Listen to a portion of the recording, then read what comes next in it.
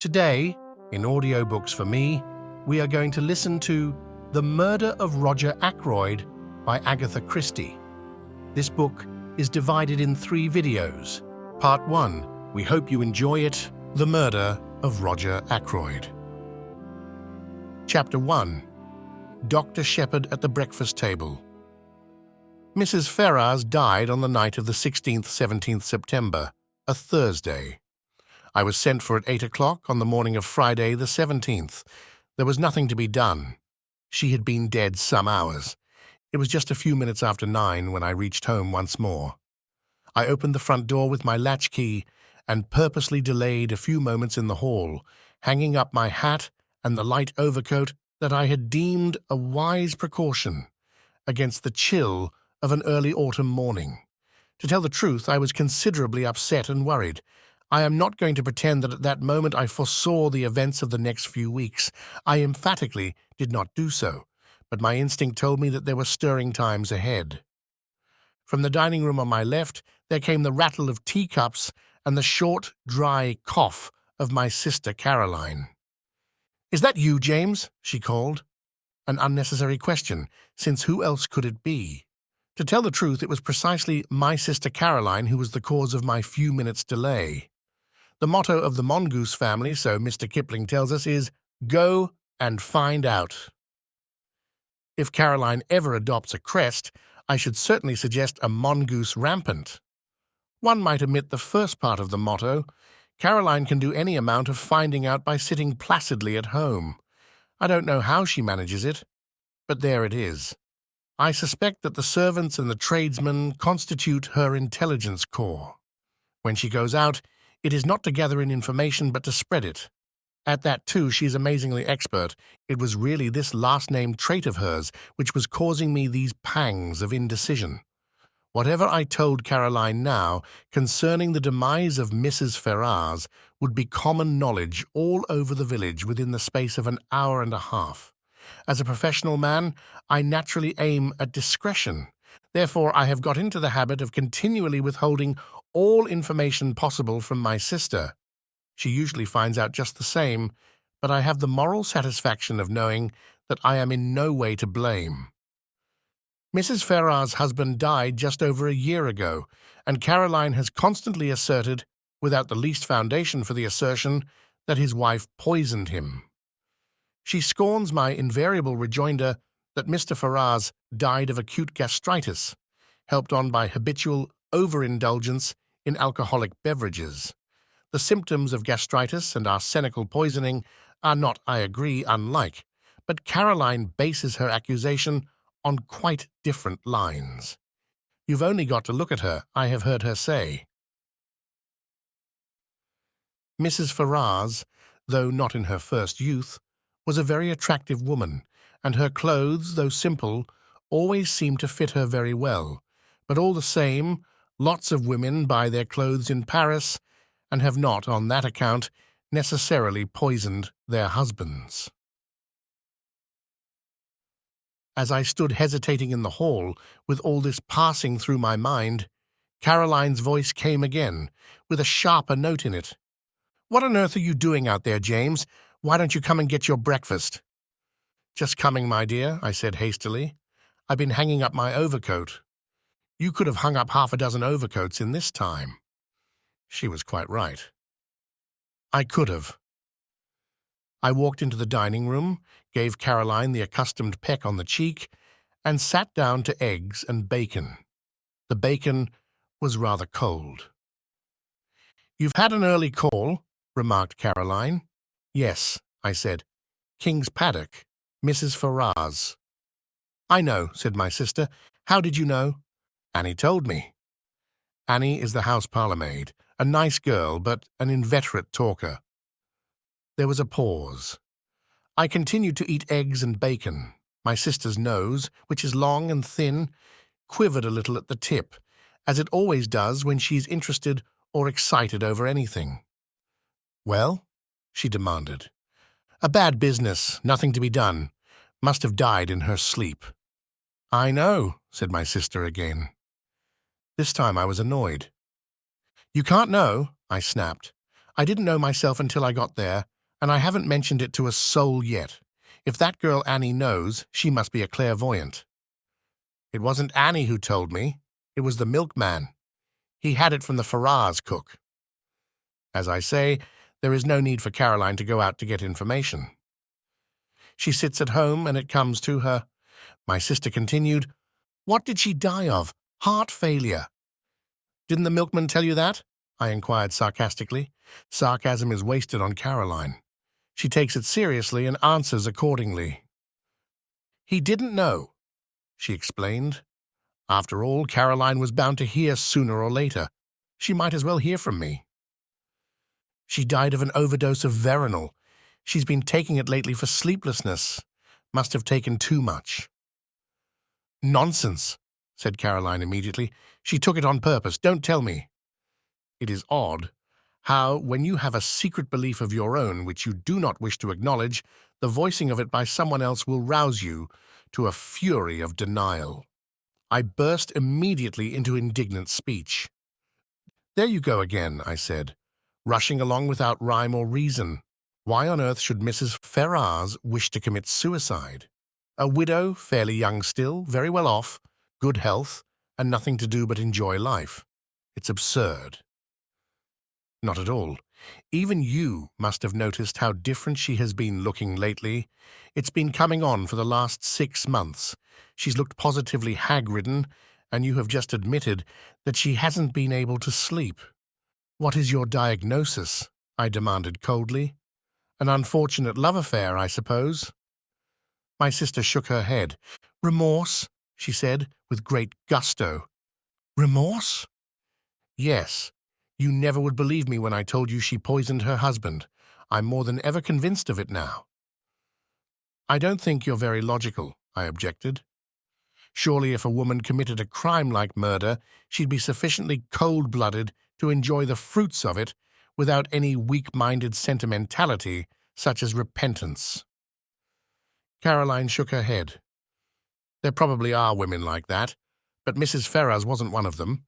She was a mass of nerves. An overmastering impulse drove her on to get rid of her husband because she was the sort of person who simply can't endure suffering of any kind. And there's no doubt that the wife of a man like Ashley Ferrars must have had to suffer a good deal." I nodded. "And ever since she's been haunted by what she did. I can't help feeling sorry for her." I don't think Caroline ever felt sorry for Mrs. Ferrars whilst she was alive. Now that she has gone where, presumably, Paris frocks can no longer be worn, Caroline is prepared to indulge in the softer emotions of pity and comprehension. I told her firmly that her whole idea was nonsense. I was all the more firm because I secretly agreed with some part, at least, of what she had said. But it is all wrong that Caroline should arrive at the truth simply by a kind of inspired guesswork. I wasn't going to encourage that sort of thing. She will go round the village airing her views, and everyone will think that she is doing so on medical data supplied by me. Life is very trying." "Nonsense," said Caroline, in reply to my strictures. "You'll see, 10 to 1 she's left a letter confessing everything." "She didn't leave a letter of any kind," I said sharply, and not seeing where the admission was going to land me. "Oh," said Caroline. "So you did inquire about that, did you? I believe, James, that in your heart of hearts you think very much as I do. You're a precious old humbug." "One always has to take the possibility of suicide into consideration," I said repressively. "Will there be an inquest?" "There may be. It all depends. If I am able to declare myself absolutely satisfied that the overdose was taken accidentally, an inquest might be dispensed with." "And are you absolutely satisfied?" asked my sister shrewdly. I did not answer, but got up from table. Chapter 2. Who's Who in King's Abbot. Before I proceed further with what I said to Caroline and what Caroline said to me, it might be as well to give some idea of what I should describe as our local geography. Our village, King's Abbot, is, I imagine, very much like any other village. Our big town is Cranchester, 9 miles away. We have a large railway station, a small post office, and 2 rival general stores. Able-bodied men are apt to leave the place early in life, but we are rich in unmarried ladies and retired military officers. Our hobbies and recreations can be summed up in the one word, gossip. And there are only 2 houses of any importance in King's Abbot. One is King's Paddock, left to Mrs. Ferrars by her late husband. The other, Fernley Park, is owned by Roger Ackroyd. Ackroyd has always interested me by being a man more impossibly like a country squire than any country squire could really be. He reminds one of the red-faced sportsmen who always appeared early in the first act of an old-fashioned musical comedy, the setting being the village green. They usually sang a song about going up to London. Nowadays we have revues, and the country squire has died out of musical fashion. Of course, Ackroyd is not really a country squire. He is an immensely successful manufacturer of, I think, wagon wheels. He is a man of nearly 50 years of age, rubicund of face and genial of manner. He is hand and glove with the vicar, subscribes liberally to parish funds, though rumour has it that he is extremely mean in personal expenditure, encourages cricket matches, lads' clubs, and disabled soldiers' institutes. He is, in fact, the life and soul of our peaceful village of King's Abbot. Now, when Roger Ackroyd was a lad of 21, he fell in love with and married a beautiful woman some 5 or 6 years his senior. Her name was Patton, and she was a widow with 1 child. The history of the marriage was short and painful. To put it bluntly, Mrs. Ackroyd was a dipsomaniac. She succeeded in drinking herself into her grave 4 years after her marriage. In the years that followed, Ackroyd showed no disposition to make a second matrimonial adventure. His wife's child by her first marriage was only 7 years old when his mother died. He is now 25. Ackroyd has always regarded him as his own son and has brought him up accordingly, but he has been a wild lad and a continual source of worry and trouble to his stepfather. Nevertheless, we are all very fond of Ralph Patten in King's Abbot. He is such a good-looking youngster, for one thing. As I said before, we are ready enough to gossip in our village. Everybody noticed from the first that Ackroyd and Mrs. Ferrars got on very well together. After her husband's death, the intimacy became more marked. They were always seen about together, and it was freely conjectured that at the end of her period of mourning, Mrs. Ferrars would become Mrs. Roger Ackroyd. It was felt, indeed, that there was a certain fitness in the thing. Roger Ackroyd's wife had admittedly died of drink. Ashley Ferrars had been a drunkard for many years before his death.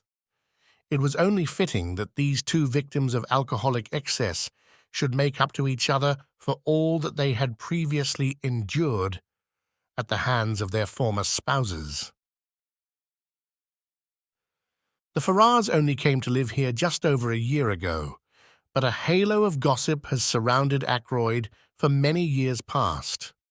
All the time that Ralph Paton was growing up to manhood, a series of lady housekeepers presided over Ackroyd's establishment, and each in turn was regarded with lively suspicion by Caroline and her cronies. It is not too much to say that for at least 15 years, the whole village has confidently expected Ackroyd to marry one of his housekeepers. The last of them, a redoubtable lady called Miss Russell, has reigned undisputed for 5 years, twice as long as any of her predecessors. It is felt that but for the advent of Mrs. Ferrars, Ackroyd could hardly have escaped. That, and one other factor, the unexpected arrival of a widowed sister-in-law with her daughter from Canada. Mrs. Cecil Ackroyd, widow of Ackroyd's ne'er-do-well younger brother, has taken up her residence at Fernley Park, and has succeeded, according to Caroline, in putting Miss Russell in her proper place. I don't know exactly what a proper place constitutes. It sounds chilly and unpleasant, but I know that Miss Russell goes about with pinched lips, and what I can only describe as an acid smile, and that she professes the utmost sympathy for poor Mrs. Ackroyd, dependent on the charity of her husband's brother. The bread of charity is so bitter, is it not? I should be quite miserable if I did not work for my living. I don't know what Mrs. Cecil Ackroyd thought of the Ferrars affair when it came on the tapis. It was clearly to her advantage that Ackroyd should remain unmarried.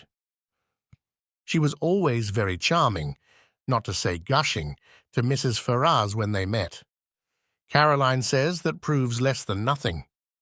Such have been our preoccupations in King's Abbot for the last few years. We have discussed Ackroyd and his affairs from every standpoint. Mrs. Ferrars has fitted into her place in the scheme. Now there has been a rearrangement of the kaleidoscope. From a mild discussion of probable wedding presents, we have been jerked into the midst of tragedy. Revolving these and sundry other matters in my mind, I went mechanically on my round. I had no cases of special interest to attend, which was, perhaps as well, for my thoughts returned again and again to the mystery of Mrs. Ferrars' death. Had she taken her own life? Surely, if she had done so, she would have left some word behind to say what she contemplated doing. Women, in my experience, if they once reach the determination to commit suicide, usually wish to reveal the state of mind that led to the fatal action. They covet the limelight. When had I last seen her? Not for over a week. Her manner then had been normal enough considering everything. Then I suddenly remembered that I had seen her, though not to speak to, only yesterday. She had been walking with Ralph Patten, and I had been surprised because I had had no idea that he was likely to be in King's Abbot. I thought indeed that he had quarrelled finally with his stepfather. Nothing had been seen of him down here for nearly 6 months. They had been walking along, side by side, their heads close together, and she had been talking very earnestly. I think I can safely say that it was at this moment that a foreboding of the future first swept over me. Nothing tangible as yet, but a vague premonition of the way things were setting. That earnest tete-a-tete between Ralph Patten and Mrs. Ferrars the day before struck me disagreeably. I was still thinking of it when I came face to face with Roger Ackroyd. "Sheppard!" he exclaimed. "Just the man I wanted to get hold of. This is a terrible business." "You've heard, then?" He nodded. He had felt the blow keenly, I could see. His big red cheeks seemed to have fallen in, and he looked a positive wreck of his usual, jolly, healthy self. "It's worse than you know," he said quietly. "Look here, Sheppard, I've got to talk to you." "Can you come back with me now?" "Hardly. I've got 3 patients to see still, and I must be back by 12 to see my surgery patients." "Then this afternoon. No, better still. Dine tonight. At 7.30? Will that suit you?" "Yes, I can manage that all right. What's wrong?" "Is it Ralph?" I hardly knew why I said that, except perhaps that it had so often been Ralph. Ackroyd stared blankly at me as though he hardly understood. I began to realize that there must be something very wrong indeed somewhere. I had never seen Ackroyd so upset before. "Ralph?" he said vaguely. "Oh, no, it's not Ralph. Ralph's in London. Damn! Here's old Miss Gannett coming. I don't want to have to talk to her about this ghastly business. See you tonight, Sheppard. 7:30? I nodded, and he hurried away, leaving me wondering. Ralph in London?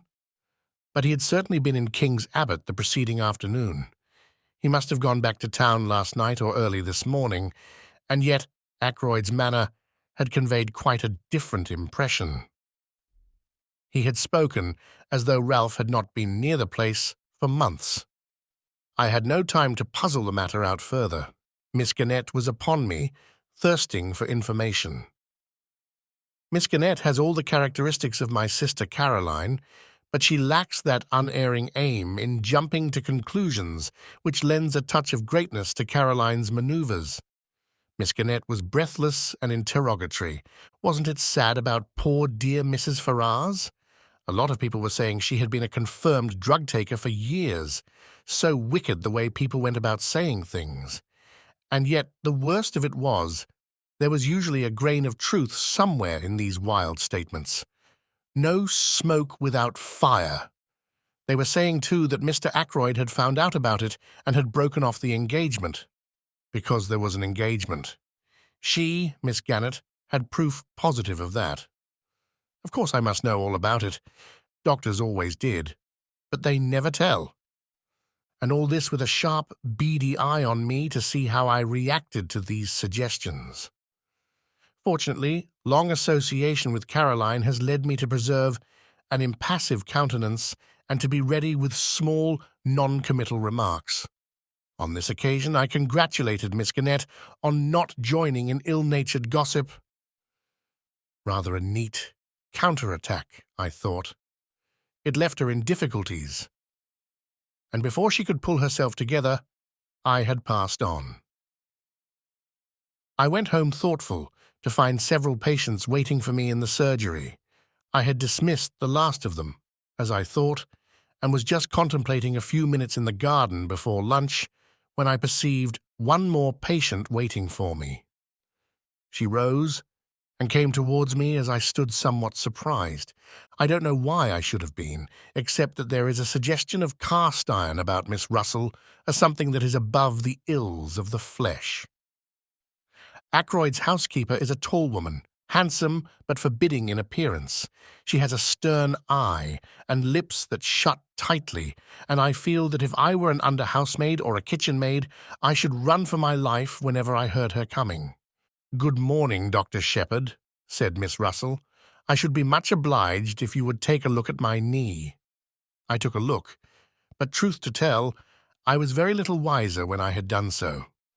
Miss Russell's account of vague pains was so unconvincing that with a woman of less integrity of character, I should have suspected a trumped-up tale.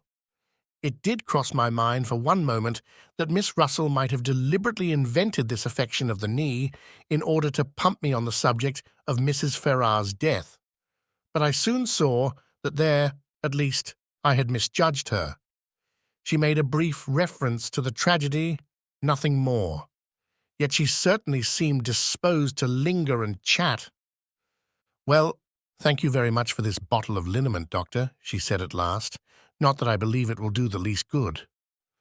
I didn't think it would either, but I protested in duty bound. After all, it couldn't do any harm, and one must stick up for the tools of one's trade.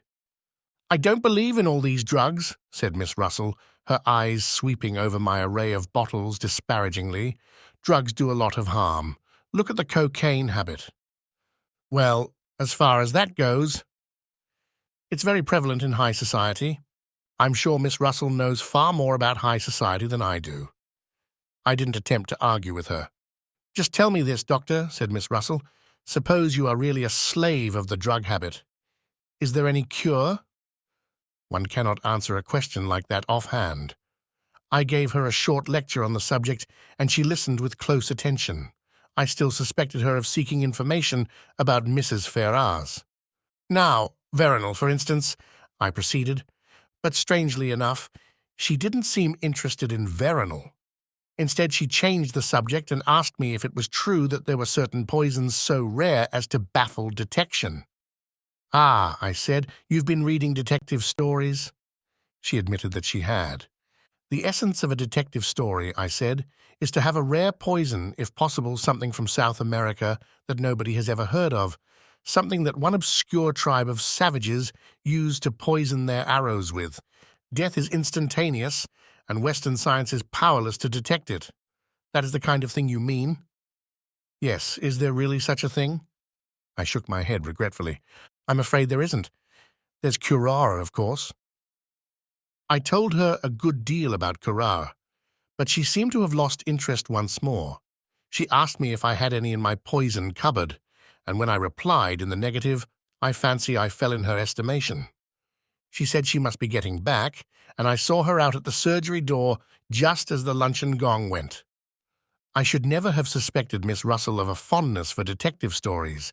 It pleases me very much to think of her stepping out of the housekeeper's room to rebuke a delinquent housemaid, and then returning to a comfortable perusal of the mystery of the seventh death, or something of the kind. Chapter 3. The Man Who Grew Vegetable Marrows.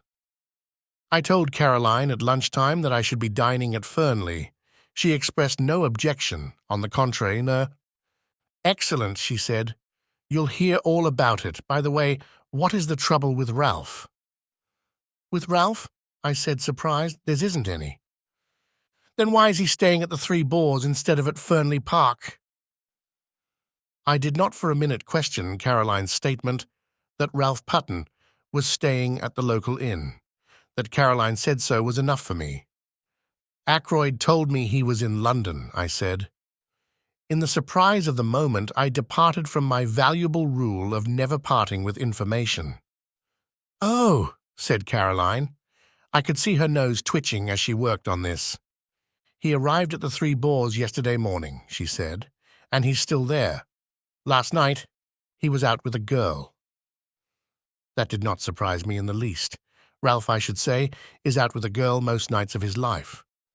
But I did rather wonder that he chose to indulge in the pastime in King's Abbot instead of in the gay metropolis. "One of the barmaids?" I asked. "No, that's just it. He went out to meet her. I don't know who she is." Bitter for Caroline to have to admit such a thing.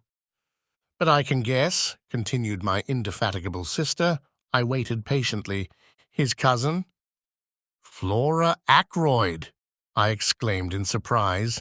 Flora Ackroyd is, of course, no relation whatever really to Ralph Peyton, but Ralph has been looked upon for so long as practically Ackroyd's own son that cousinship is taken for granted.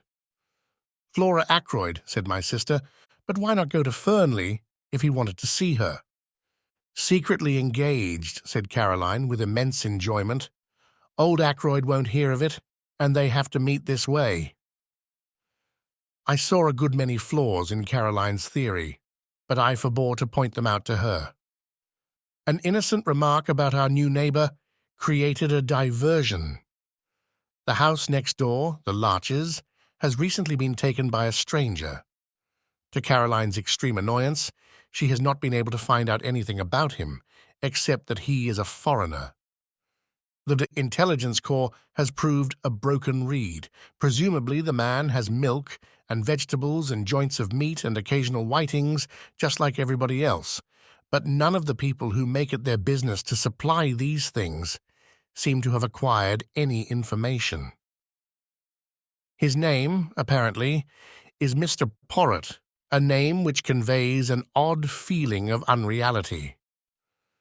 The one thing we do know about him is that he is interested in the growing of vegetable marrows, but that is certainly not the sort of information that Caroline is after. She wants to know where he comes from, what he does, whether he is married, what his wife was or is like, whether he has children, what his mother's maiden name was, and so on. Somebody very like Caroline must have invented the questions on passports, I think. "My dear Caroline," I said, "there's no doubt at all about what the man's profession has been. He's a retired hairdresser. Look at that mustache of his." Caroline dissented. She said that if the man was a hairdresser, he would have wavy hair, not straight. All hairdressers did. I cited several hairdressers personally known to me who had straight hair, but Caroline refused to be convinced. "I can't make him out at all," she said in an aggrieved voice.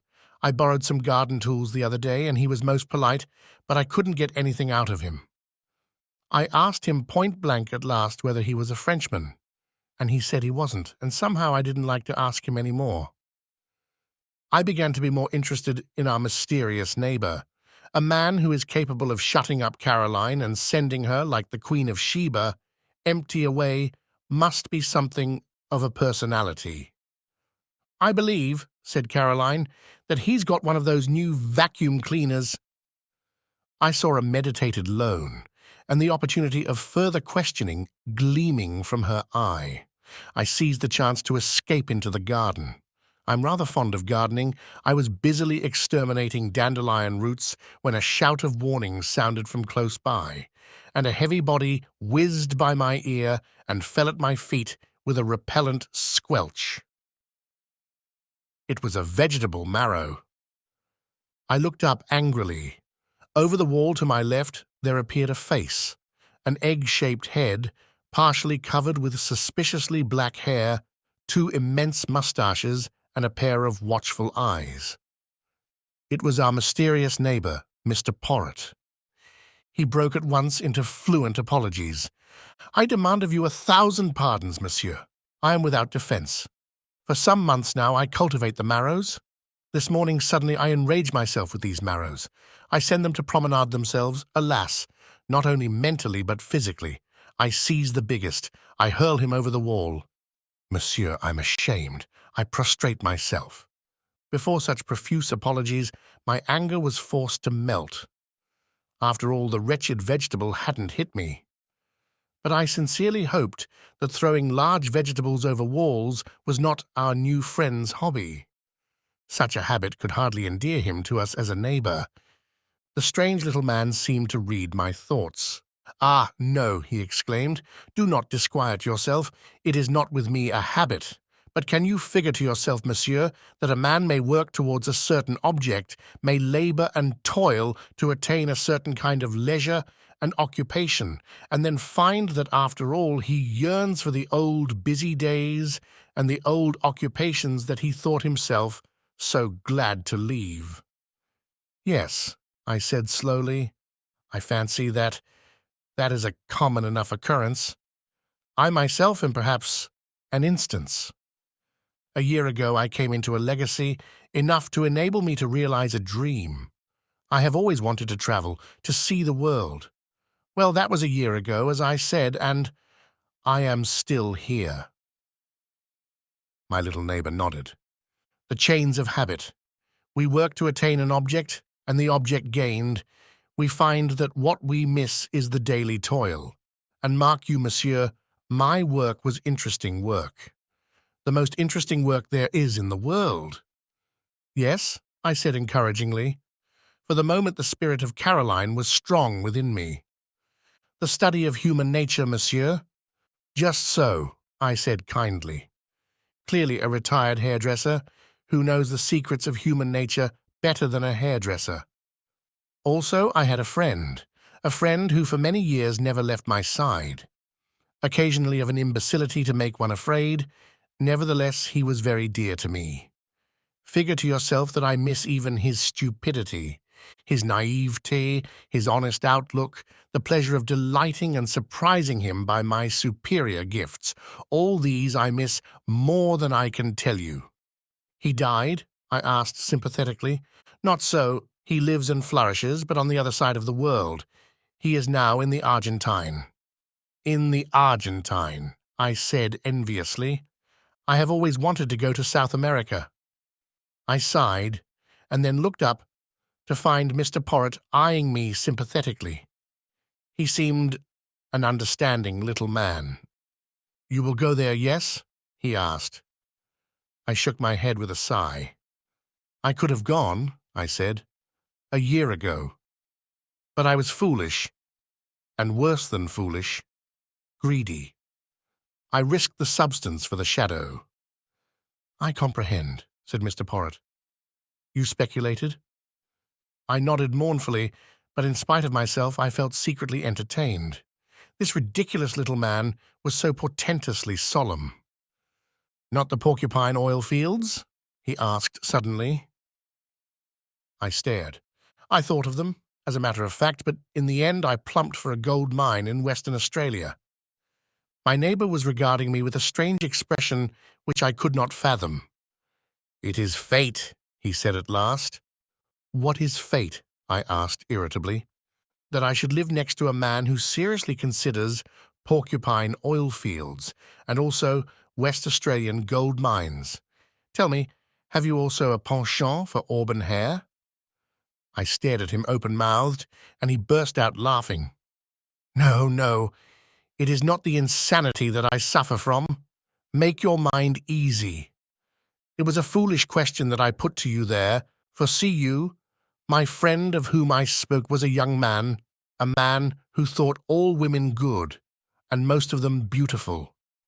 But you are a man of middle age, a doctor, a man who knows the folly and the vanity of most things in this life of ours. Well, we are neighbours. I beg of you to accept and present to your excellent sister my best marrow." He stooped, and with a flourish produced an immense specimen of the tribe, which I duly accepted in the spirit in which it was offered. "Indeed," said the little man cheerfully, "this has not been a wasted morning. I have made the acquaintance of a man who in some ways resembles my far-off friend. By the way, I should like to ask you a question. You doubtless know everyone in this tiny village. Who is the young man with the very dark hair and eyes, and the handsome face? He walks with his head flung back and an easy smile on his lips." The description left me in no doubt. "That must be Captain Ralph Peyton," I said slowly. "I have not seen him about here before?" "No. He has not been here for some time. But he is the son, adopted son, rather, of Mr. Ackroyd of Fernley Park." My neighbour made a slight gesture of impatience. "Of course I should have guessed. Mr. Ackroyd spoke of him many times." "You know Mr. Ackroyd?" I said, slightly surprised. "Mr. Ackroyd knew me in London when I was at work there. I have asked him to say nothing of my profession down here." "I see," I said, rather amused by this patent snobbery, as I thought it. But the little man went on with an almost grandiloquent smirk. "One prefers to remain incognito. I am not anxious for notoriety. I have not even troubled to correct the local version of my name." "Indeed," I said, not knowing quite what to say. "Captain Ralph Patten," mused Mr. Porritt, "and so he is engaged to Mr. Ackroyd's niece, the charming Miss Flora." "Who told you so?" I asked, very much surprised. "Mr. Ackroyd, about a week ago. He's very pleased about it, has long desired that such a thing should come to pass, or so I understood from him. I even believe that he brought some pressure to bear upon the young man. That is never wise. A young man should marry to please himself, not to please a stepfather from whom he has expectations." My ideas were completely upset. I could not see Ackroyd taking a hairdresser into his confidence and discussing the marriage of his niece and stepson with him. Ackroyd extends a genial patronage to the lower orders, but he has a very great sense of his own dignity. I began to think that Porritt couldn't be a hairdresser after all. To hide my confusion, I said the first thing that came into my head. "What made you notice Ralph Peyton? His good looks?" "No, not that alone, though he is unusually good-looking for an Englishman. What your lady novelists would call a Greek god. No, there was something about that young man that I did not understand."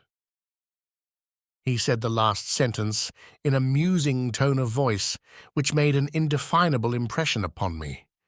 It was as though he was summing up the boy by the light of some inner knowledge that I did not share. It was that impression that was left with me, for at that moment my sister's voice called me from the house. I went in. Caroline had her hat on and had evidently just come in from the village. She began without preamble. "I met Mr. Ackroyd." "Yes?" I said. "I stopped him, of course, but he seemed in a great hurry and anxious to get away. I have no doubt but that that was the case. He would feel towards Caroline much as he had felt towards Miss Gannett earlier in the day, perhaps more so. Caroline is less easy to shake off. I asked him at once about Ralph. He was absolutely astonished, had no idea the boy was down here. He actually said he thought I must have made a mistake. A mistake. Ridiculous, I said.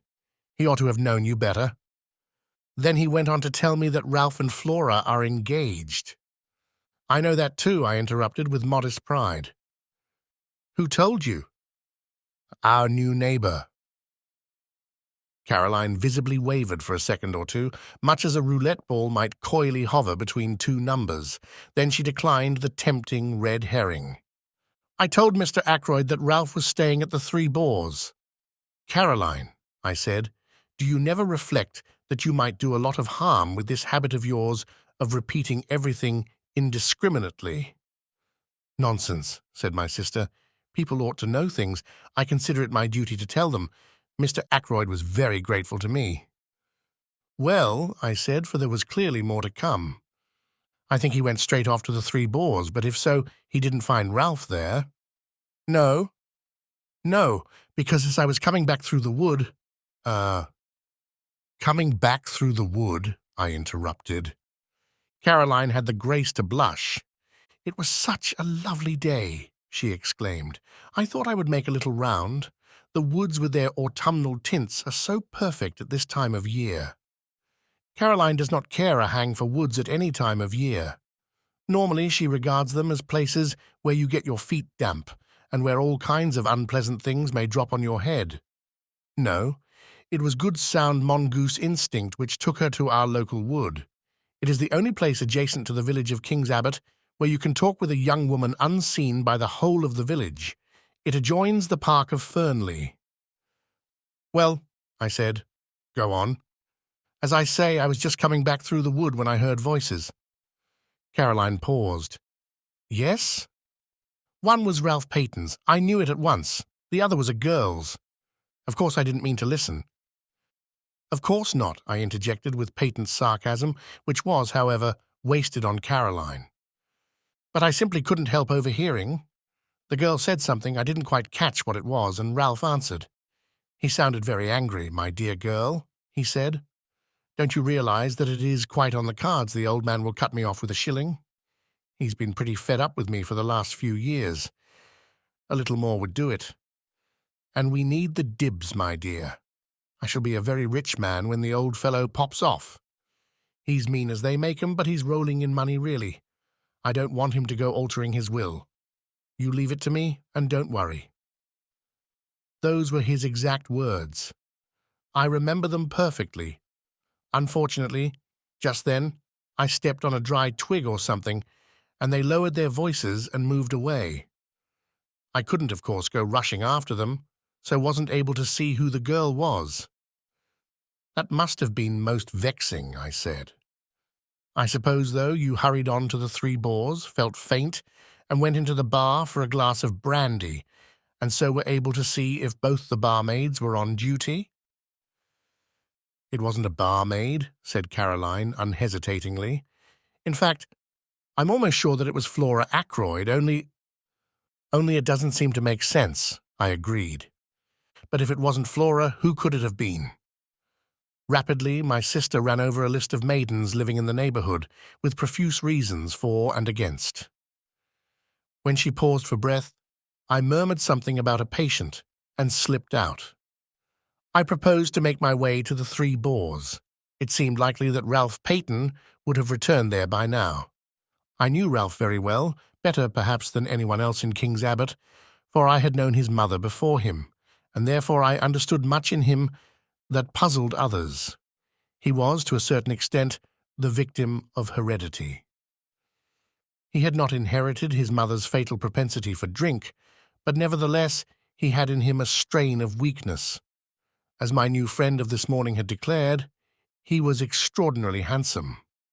Just on 6 feet, perfectly proportioned, with the easy grace of an athlete, he was dark, like his mother, with a handsome, sunburnt face, always ready to break into a smile. Ralph Peyton was of those born to charm easily and without effort.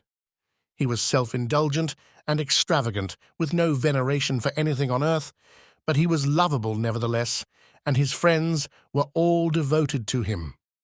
Could I do anything with the boy? I thought I could. On inquiry at the Three Boars, I found that Captain Peyton had just come in. I went up to his room and entered unannounced. For a moment, remembering what I had heard and seen, I was doubtful of my reception, but I need have had no misgivings. "Why, it's Sheppard. Glad to see you." He came forward to meet me, hand outstretched, a sunny smile lighting up his face. "The one person I am glad to see in this infernal place." I raised my eyebrows. "What's the place been doing?"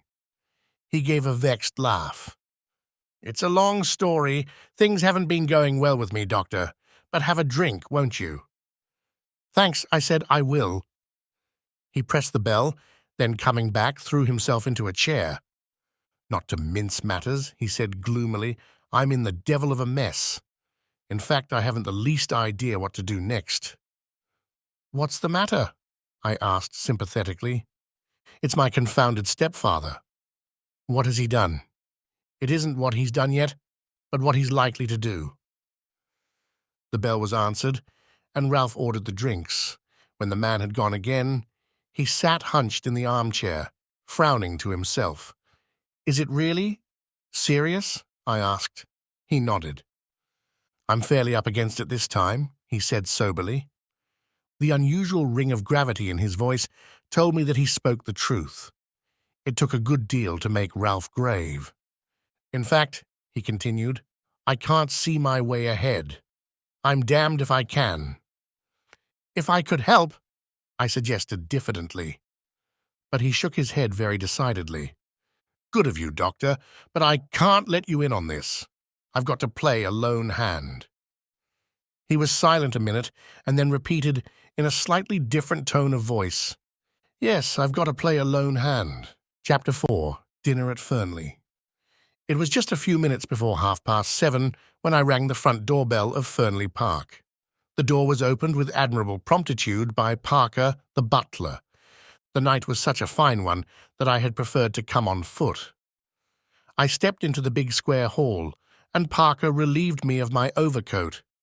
Just then, Ackroyd's secretary, a pleasant young fellow by the name of Raymond, passed through the hall on his way to Ackroyd's study, his hands full of papers. "Good evening, Doctor. Coming to dine, or is this a professional call?"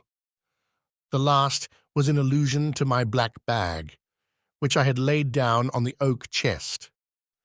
I explained that I expected a summons to a confinement case at any moment, and so had come out prepared for an emergency call.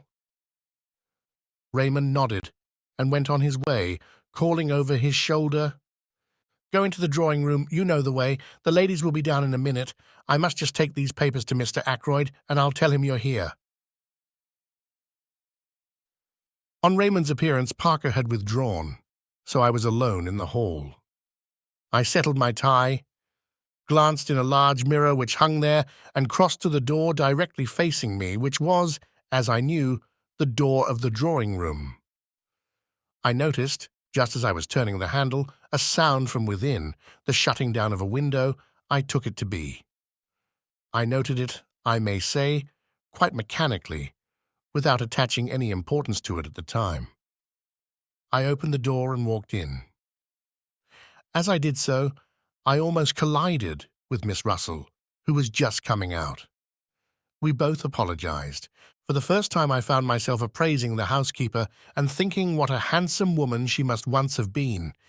Indeed, as far as that goes, still was.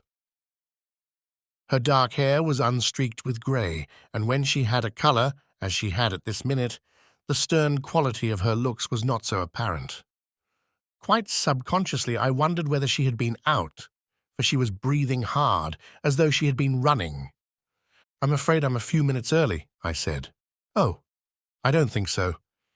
It's gone 7:30, Dr. Sheppard." She paused a minute before saying, "I didn't know you were expected to dinner tonight. Mr. Ackroyd didn't mention it." I received a vague impression that my dining there displeased her in some way, but I couldn't imagine why. "How's the knee?" I inquired. "Much the same, thank you, Doctor. I must be going now. Mrs. Ackroyd will be down in a moment. I only came in here to see if the flowers were all right." She passed quickly out of the room. I strolled to the window, wondering at her evident desire to justify her presence in the room.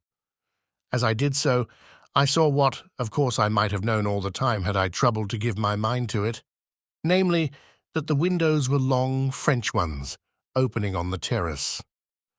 The sound I had heard, therefore, could not have been that of a window being shut down.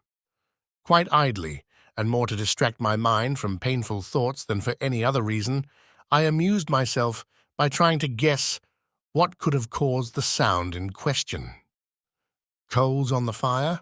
No, that was not the kind of noise at all. A drawer of the bureau pushed in? No, not that. Then my eye was caught by what I believe is called a silver table, the lid of which lifts, and through the glass of which you can see the contents. I crossed over to it, studying the things. There were one or two pieces of old silver, a baby shoe belonging to King Charles I, some Chinese jade figures, and quite a number of African implements and curios. Wanting to examine one of the jade figures more closely, I lifted the lid. It slipped through my fingers and fell. At once I recognized the sound I had heard. It was this same table lid being shut down gently and carefully. I repeated the action once or twice for my own satisfaction. Then I lifted the lid to scrutinize the contents more closely.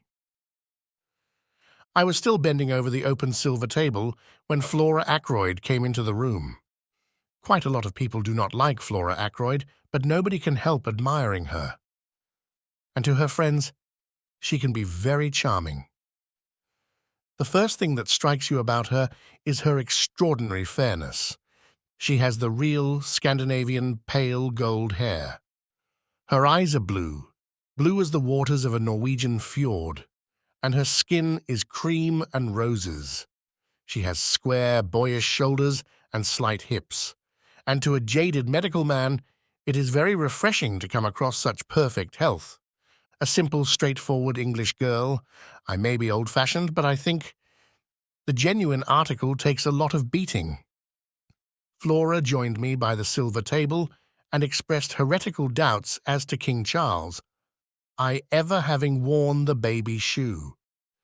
And anyway, continued Miss Flora, all this making a fuss about things because someone wore or used them seems to me all nonsense. They're not wearing or using them now. The pen that George Eliot wrote, "The mill on the floss," with, that sort of thing, well, it's only just a pen after all.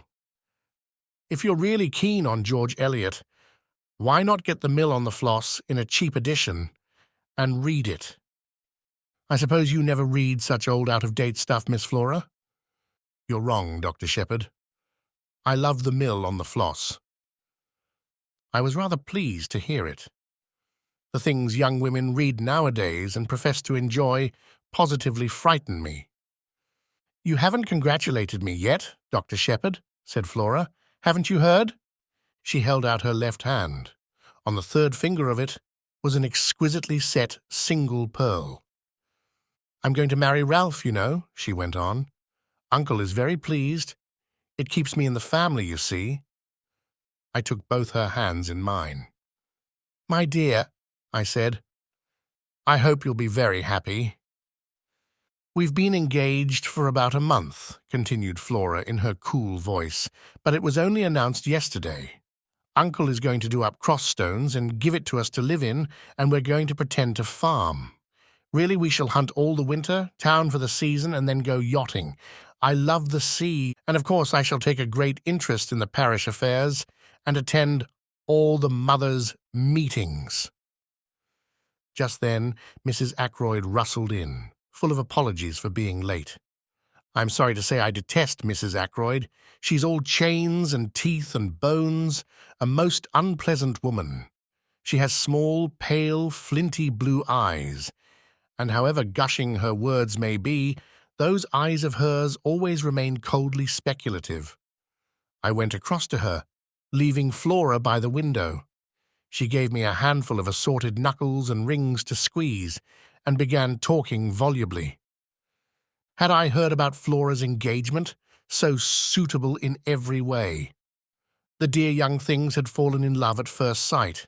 Such a perfect pair, he so dark and she so fair. I can't tell you, my dear Dr. Sheppard, the relief to a mother's heart. Mrs. Ackroyd sighed, a tribute to her mother's heart, whilst her eyes remained shrewdly observant of me. I was wondering. You are such an old friend of dear Roger's. We know how much he trusts to your judgment. So difficult for me, in my position as poor Cecil's widow. But there are so many tiresome things, settlements, you know, all that. I fully believe that Roger intends to make settlements upon dear Flora, but as you know, he is just a little peculiar about money. Very usual, I've heard, amongst men who are captains of industry.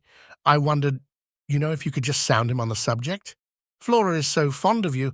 We feel you are quite an old friend, although we have only really known you just over 2 years.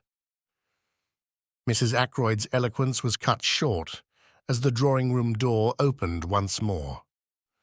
I was pleased at the interruption. I hate interfering in other people's affairs, and I had not the least intention of tackling Ackroyd on the subject of Flora's settlements. In another moment, I should have been forced to tell Mrs. Ackroyd as much. You know Major Blunt, don't you, Doctor? Yes, indeed, I said. A lot of people know Hector Blunt, at least by repute. He has shot more wild animals in unlikely places than any man living, I suppose. When you mention him, people say, Blunt, you don't mean the big game man, do you? His friendship with Ackroyd has always puzzled me a little. The two men are so totally dissimilar. Hector Blunt is perhaps 5 years Ackroyd's junior. They made friends early in life, and though their ways have diverged, the friendship still holds. About once in 2 years, Blunt spends a fortnight at Fernley, and an immense animal's head, with an amazing number of horns which fixes you with a glazed stare as soon as you come inside the front door, is a permanent reminder of the friendship. Blunt had entered the room now with his own peculiar, deliberate, yet soft-footed tread. He is a man of medium height, sturdily and rather stockily built. His face is almost mahogany-colored and is peculiarly expressionless. He has grey eyes that give the impression of always watching something that is happening very far away.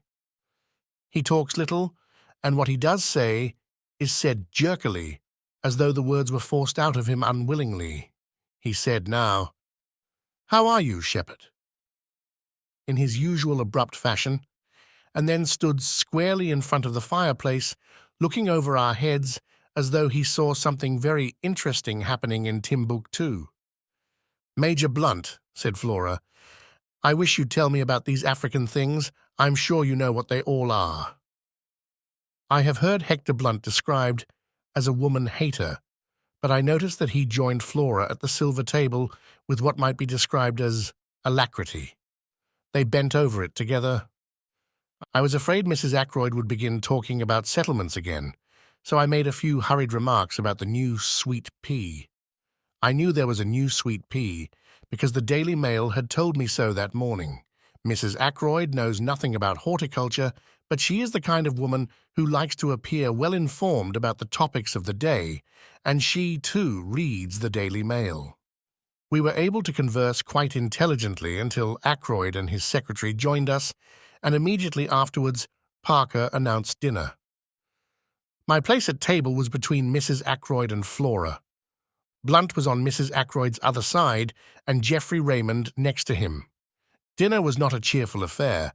Ackroyd was visibly preoccupied. He looked wretched and ate next to nothing. Mrs. Ackroyd, Raymond, and I kept the conversation going. Flora seemed affected by her uncle's depression, and Blunt relapsed into his usual taciturnity. Immediately after dinner, Ackroyd slipped his arm through mine and led me off to his study. "Once we've had coffee, we shan't be disturbed again," he explained. "I told Raymond to see to it that we shouldn't be interrupted." I studied him quietly, without appearing to do so. He was clearly under the influence of some strong excitement. For a minute or two he paced up and down the room. Then, as Parker entered with the coffee tray, he sank into an armchair in front of the fire. The study was a comfortable apartment. Bookshelves lined one wall of it. The chairs were big and covered in dark blue leather. A large desk stood by the window and was covered with papers neatly docketed and filed. On a round table were various magazines and sporting papers. "I've had a return of that pain after food lately," remarked Ackroyd casually as he helped himself to coffee. You must give me some more of those tablets of yours." It struck me that he was anxious to convey the impression that our conference was a medical one. I played up accordingly. "I thought as much. I brought some up with me." "Good man. Hand them over now." "They're in my bag in the hall. I'll get them." Ackroyd arrested me. "Don't you trouble. Parker will get them. Bring in the doctor's bag, will you, Parker?" "Very good, sir." Parker withdrew. As I was about to speak, Ackroyd threw up his hand. "Not yet, wait. Don't you see I'm in such a state of nerves that I can hardly contain myself?" I saw that plainly enough, and I was very uneasy. All sorts of forebodings assailed me. Ackroyd spoke again almost immediately. "Make certain that window's closed, will you?" he asked. Somewhat surprised, I got up and went to it. It was not a French window, but one of the ordinary sash type. The heavy blue velvet curtains were drawn in front of it, but the window itself was open at the top. Parker re-entered the room with my bag while I was still at the window. "That's all right," I said, emerging again into the room. "You've put the latch across?" "Yes, yes. What's the matter with you, Ackroyd?" The door had just closed behind Parker, or I would not have put the question. Ackroyd waited just a minute before replying. "I'm in hell," he said slowly, after a minute. "No, don't bother with those damned tablets. I only said that for Parker. Servants are so curious. Come here and sit down. The door's closed too, isn't it?" "Yes, nobody can overhear. Don't be uneasy. Sheppard, nobody knows what I've gone through in the last 24 hours. If a man's house ever fell in ruins about him, mine has about me. This business of Ralph's is the last straw. But we won't talk about that now. It's the other... I don't know what to do about it, and I've got to make up my mind soon." "What's the trouble?" Ackroyd remained silent for a minute or two. He seemed curiously averse to begin. When he did speak, the question he asked came as a complete surprise. It was the last thing I expected. "Sheppard, you attended Ashley Ferrars in his last illness, didn't you?" "Yes, I did." He seemed to find even greater difficulty in framing his next question. "Did you never suspect, did it ever enter your head that he might have been poisoned?" I was silent for a minute or two.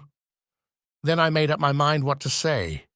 Roger Ackroyd was not Caroline. "I'll tell you the truth," I said. "At the time I had no suspicion whatever, but since, well, it was mere idle talk on my sister's part that first put the idea into my head.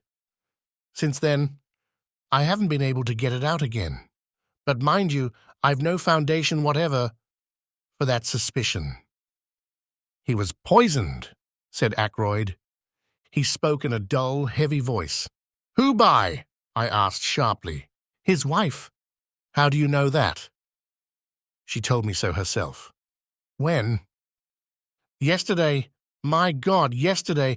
It seems 10 years ago." I waited a minute, and then he went on. "You understand, Sheppard. I'm telling you this in confidence. It's to go no further. I want your advice. I can't carry the whole weight by myself.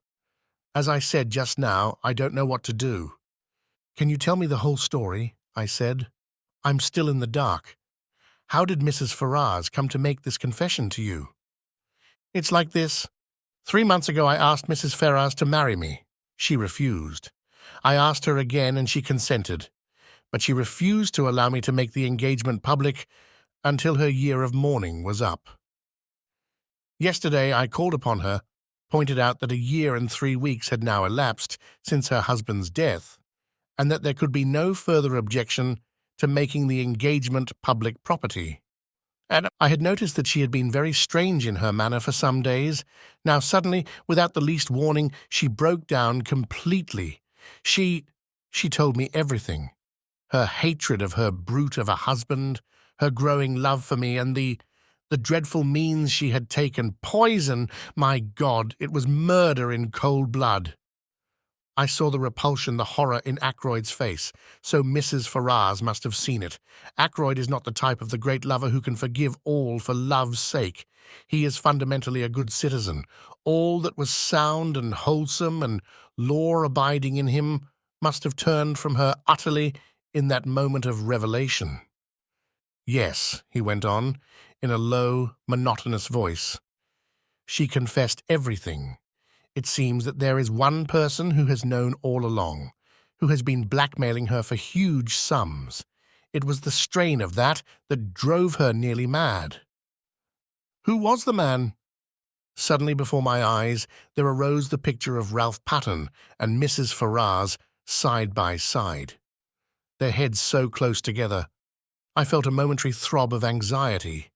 But surely that was impossible. I remembered the frankness of Ralph's greeting that very afternoon.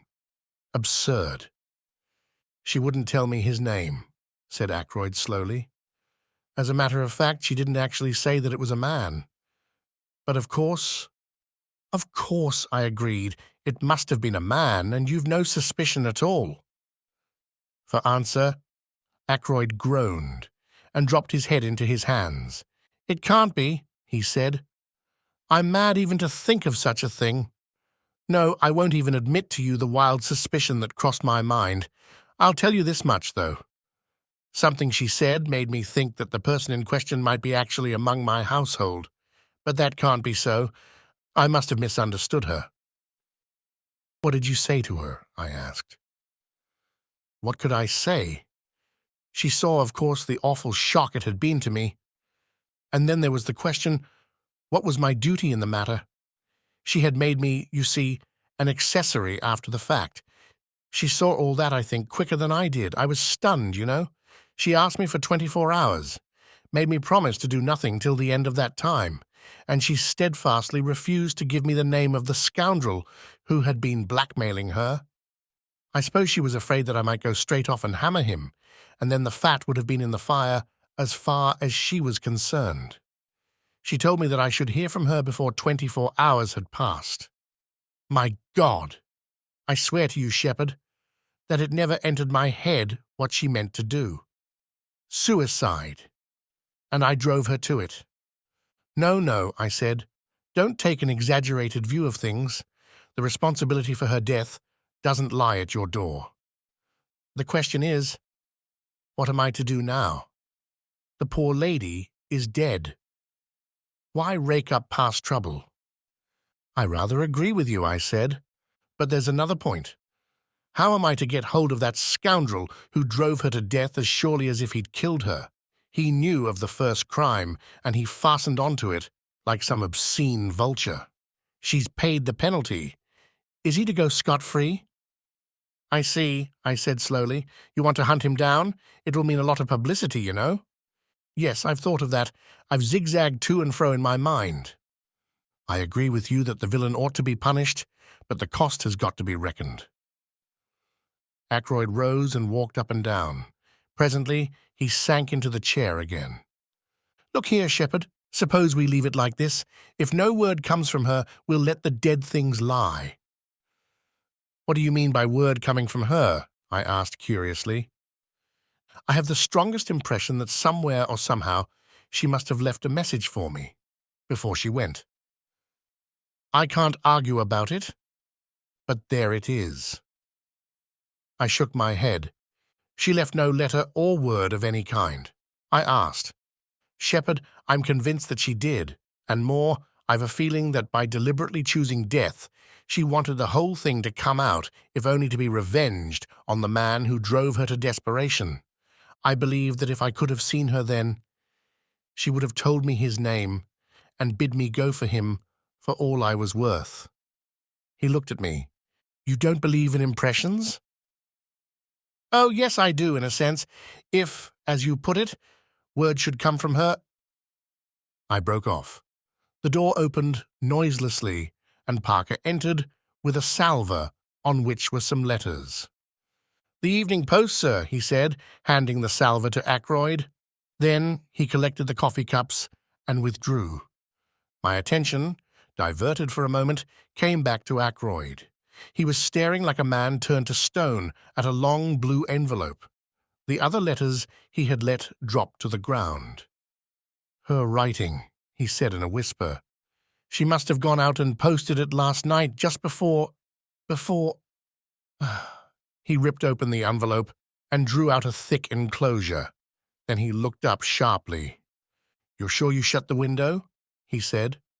"Quite sure," I said, surprised. "Why?" "All this evening, I've had a queer feeling of being watched, spied upon. What's that?" He turned sharply. So did I.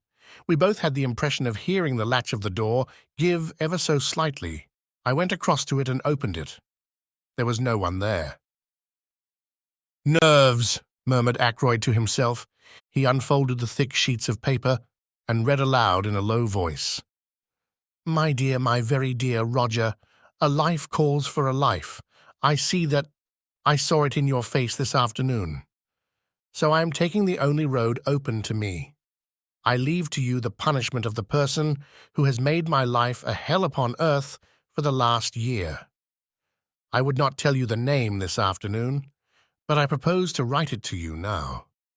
I have no children or near relations to be spared, so do not fear publicity. If you can, Roger, my very dear Roger, forgive me the wrong I meant to do you, since when the time came, I could not do it after all." Ackroyd, his finger on the sheet to turn it over, paused. "Sheppard, forgive me, but I must read this alone," he said unsteadily. "It was meant for my eyes, and my eyes only." He put the letter in the envelope and laid it on the table. "Later, when I'm alone." "No," I cried impulsively. "Read it now." Ackroyd stared at me in some surprise. "I beg your pardon," I said, reddening. "I do not mean read it aloud to me, but read it through whilst I am still here." Ackroyd shook his head. "No, I'd rather wait." But for some reason, obscure to myself, I continued to urge him. "At least read the name of the man," I said. Now Ackroyd is essentially pig-headed. The more you urge him to do a thing, the more determined he is not to do it. All my arguments were in vain. The letter had been brought in at 20 minutes to 9. It was just on 10 minutes to 9 when I left him, the letter still unread. I hesitated with my hand on the door handle, looking back and wondering if there was anything I had left undone. I could think of nothing. With a shake of the head, I passed out and closed the door behind me. I was startled by seeing the figure of Parker close at hand. He looked embarrassed, and it occurred to me that he might have been listening at the door. What a fat, smug, oily face the man had, and surely there was something decidedly shifty in his eye. "And then Mr. Ackroyd particularly does not want to be disturbed," I said coldly. "He told me to tell you so." "Quite so, sir. I fancied I heard the bell ring." This was such a palpable untruth that I did not trouble to reply. Preceding me to the hall, Parker helped me on with my overcoat, and I stepped out into the night.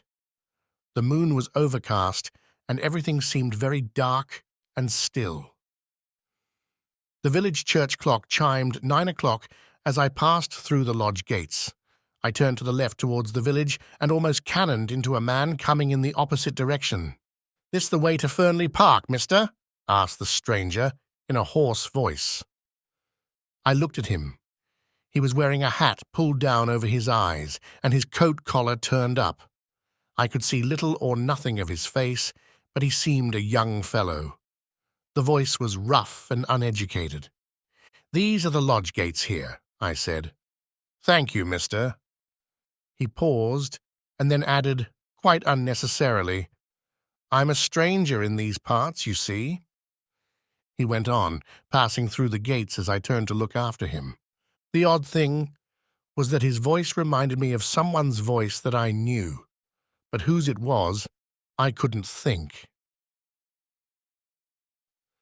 10 minutes later, I was at home once more. Caroline was full of curiosity to know why I had returned so early. I had to make up a slightly fictitious account of the evening in order to satisfy her, and I had an uneasy feeling that she saw through the transparent device. At 10 o'clock, I rose, yawned, and suggested bed. Caroline acquiesced. It was Friday night, and on Friday night I wind the clocks. I did it as usual, whilst Caroline satisfied herself that the servants had locked up the kitchen properly. It was 10:15 as we went up the stairs. I had just reached the top when the telephone rang in the hall below. "Mrs. Bates," said Caroline immediately. "I'm afraid so," I said ruefully.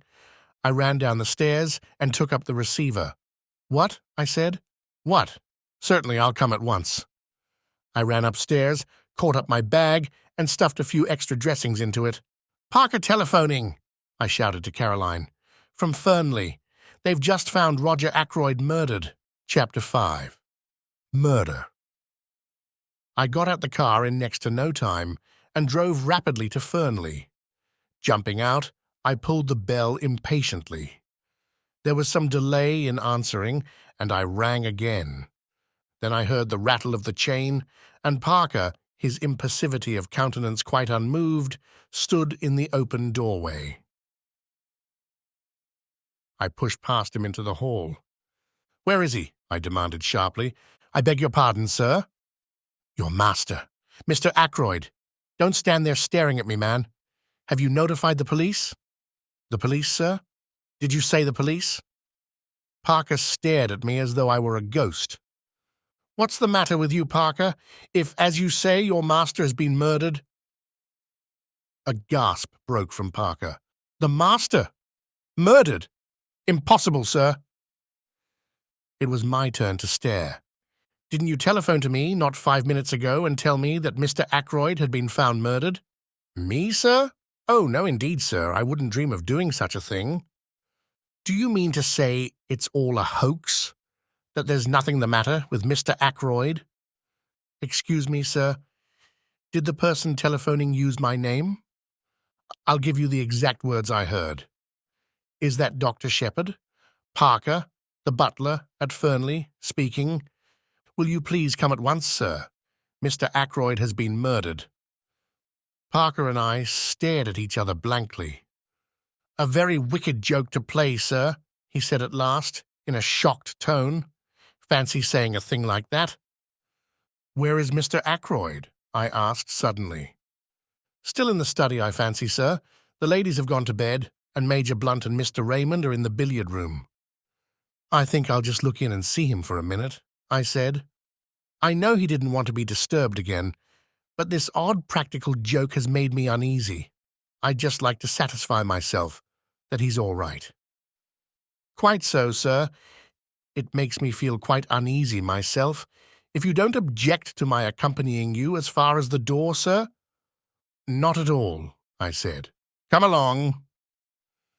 I passed through the door on the right, Parker on my heels, traversed the little lobby where a small flight of stairs led upstairs to Ackroyd's bedroom, and tapped on the study door. There was no answer. I turned the handle, but the door was locked. "Allow me, sir," said Parker. Very nimbly, for a man of his build, he dropped on one knee and applied his eye to the keyhole. "Key is in the lock all right, sir," he said, rising. "On the inside. Mr. Ackroyd must have locked himself in and possibly just dropped off to sleep." I bent down and verified Parker's statement. "It seems all right," I said, "but all the same, Parker, I'm going to wake your master up. I shouldn't be satisfied to go home without hearing from his own lips that he's quite all right." So saying, I rattled the handle and called out, "Ackroyd, Ackroyd, just a minute." But still there was no answer. I glanced over my shoulder. "I don't want to alarm the household," I said hesitatingly. Parker went across and shut the door from the big hall through which we had come. "I think that will be all right now, sir. The billiard room is at the other side of the house, and so are the kitchen quarters and the ladies' bedrooms." I nodded comprehendingly. Then I banged once more frantically on the door and, stooping down, fairly bawled through the keyhole, "Ackroyd, Ackroyd, it's Sheppard. Let me in." And still silence. Not a sign of life from within the locked room. Parker and I glanced at each other. "Look here, Parker," I said. "I'm going to break this door in, or rather we are. I'll take the responsibility." "If you say so, sir," said Parker, rather doubtfully. "I do say so. I'm seriously alarmed about Mr. Ackroyd." I looked round the small lobby and picked up a heavy oak chair. Parker and I held it between us and advanced to the assault. Once, twice, and 3 times we hurled it against the lock. At the 3rd blow it gave, and we staggered into the room. Ackroyd was sitting as I had left him in the armchair before the fire. His head had fallen sideways, and clearly visible, just below the collar of his coat, was a shining piece of twisted metalwork. Parker and I advanced till we stood over the recumbent figure.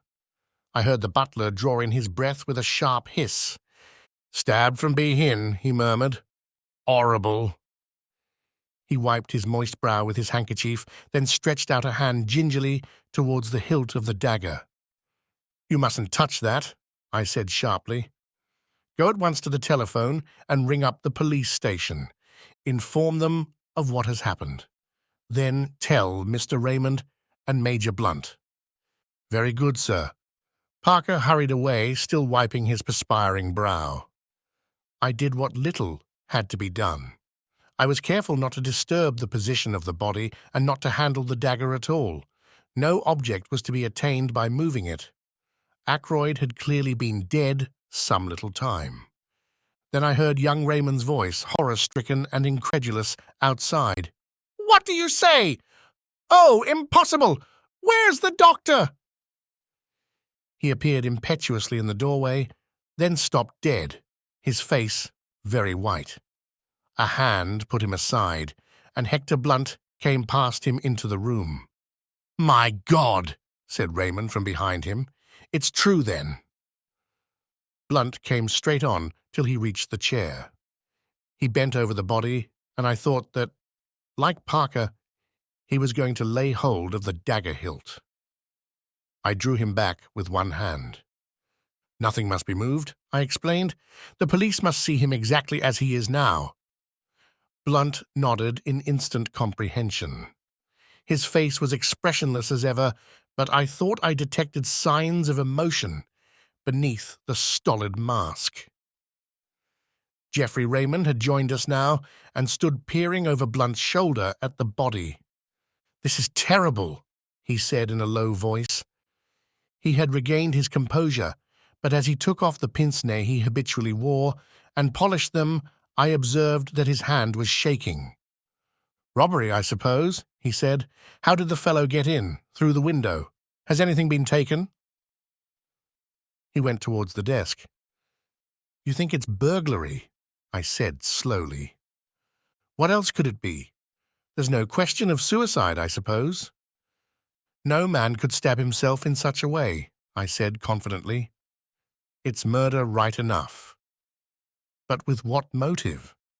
"Roger hadn't an enemy in the world," said Blunt quietly. "Must have been burglars, but what was the thief after? Nothing seems to be disarranged." He looked round the room. Raymond was still sorting the papers on the desk. "There seems nothing missing, and none of the drawers show signs of having been tampered with," the secretary observed at last. "It's very mysterious." Blunt made a slight motion with his head. "There are some letters on the floor here," he said. I looked down. 3 or 4 letters still lay where Ackroyd had dropped them earlier in the evening, but the blue envelope containing Mrs. Ferrars' letter had disappeared. I half opened my mouth to speak, but at that moment the sound of a bell pealed through the house.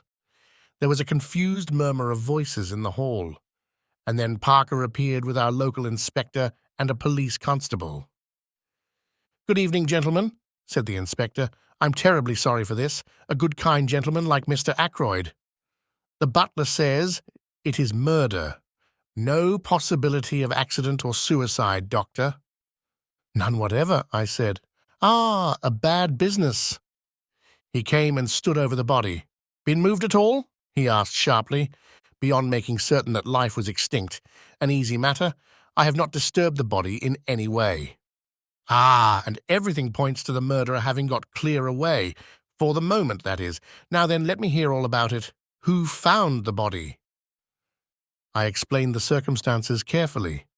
"A telephone message, you say? From the butler?" A message that I never sent, declared Parker earnestly. I've not been near the telephone the whole evening. The others can bear me out that I haven't. Very odd, that. Did it sound like Parker's voice, Doctor? Well, I can't say I noticed. I took it for granted, you see. Naturally. Well, you got up here, broke in the door, and found poor Mr. Ackroyd like this. How long should you say he had been dead, Doctor? Half an hour at least. Perhaps longer, I said. The door was locked on the inside, you say? What about the window? I myself closed and bolted it earlier in the evening at Mr. Ackroyd's request. The inspector strode across to it and threw back the curtains. Well, it's open now anyway, he remarked. True enough, the window was open, the lower sash being raised to its fullest extent. The inspector produced a pocket torch and flashed it along the sill outside. This is the way he went, all right, he remarked, and got in. See here. In the light of the powerful torch, several clearly defined footmarks could be seen. They seemed to be those of shoes with rubber studs in the soles. One particularly clear one pointed inwards, another, slightly overlapping it, pointed outwards.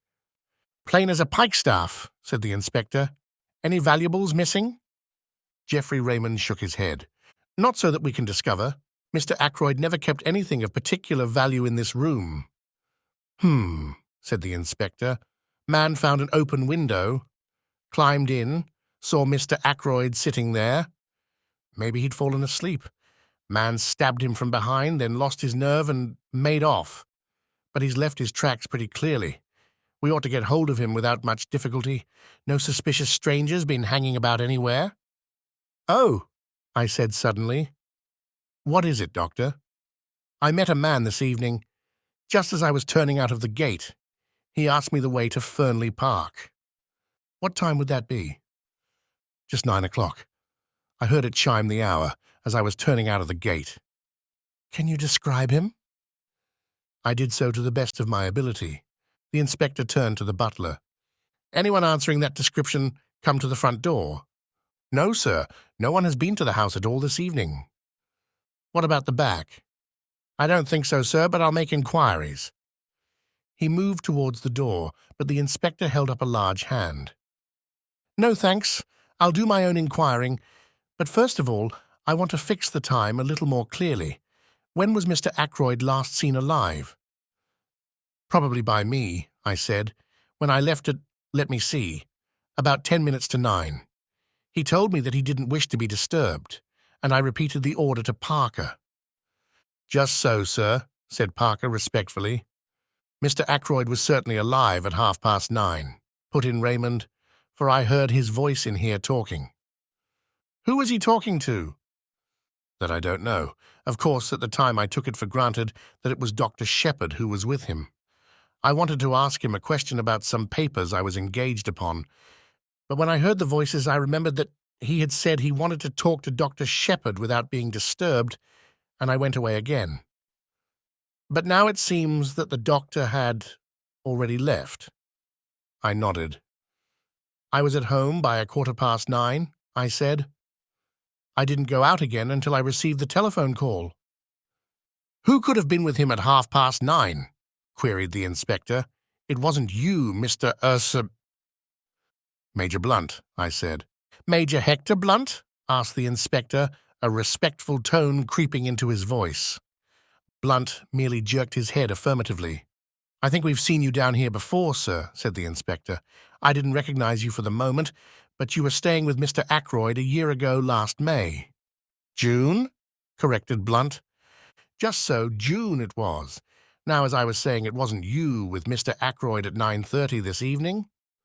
Blunt shook his head. Never saw him. After dinner, he volunteered. The inspector turned once more to Raymond.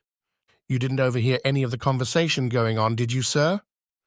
I did catch just a fragment of it, said the secretary, and supposing as I did that it was Dr. Sheppard who was with Mr. Ackroyd, that fragment struck me as distinctly odd. As far as I can remember, the exact words were these. Mr. Ackroyd was speaking. The calls on my purse have been so frequent of late. That is what he was saying. Of late, that I fear it is impossible for me to accede to your request. I went away again at once, of course, so did not hear any more. But I rather wondered because Dr. Sheppard does not ask for loans for himself or subscriptions for others, I finished. A demand for money, said the inspector musingly. It may be that here we have a very important clue. He turned to the butler. You say, Parker, that nobody was admitted by the front door this evening? That's what I say, sir. Then it seems almost certain that Mr. Ackroyd himself must have admitted this stranger, but I don't quite see— The inspector went into a kind of daydream for some minutes. One thing's clear, he said at length, rousing himself from his absorption. Mr. Ackroyd was alive and well at 9:30. That is the last moment at which he is known to have been alive.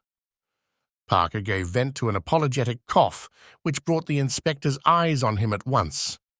Well, he said sharply, if you'll excuse me, sir, Miss Flora saw him after that. Miss Flora? Yes, sir. About 9:45, that would be. It was after that she told me Mr. Ackroyd wasn't to be disturbed again tonight. Did he send her to you with that message? Not exactly, sir. I was bringing a tray with soda and whiskey when Miss Flora, who was just coming out of this room, stopped me and said her uncle didn't want to be disturbed. The inspector looked at the butler with rather closer attention than he had bestowed on him up to now. You'd already been told that Mr. Ackroyd didn't want to be disturbed, hadn't you? Parker began to stammer. His hands shook. Yes, sir, quite so, sir. And yet you were proposing to do so? I'd forgotten, sir. At least, I always bring the whiskey and soda about that time, sir, and ask if there's anything more.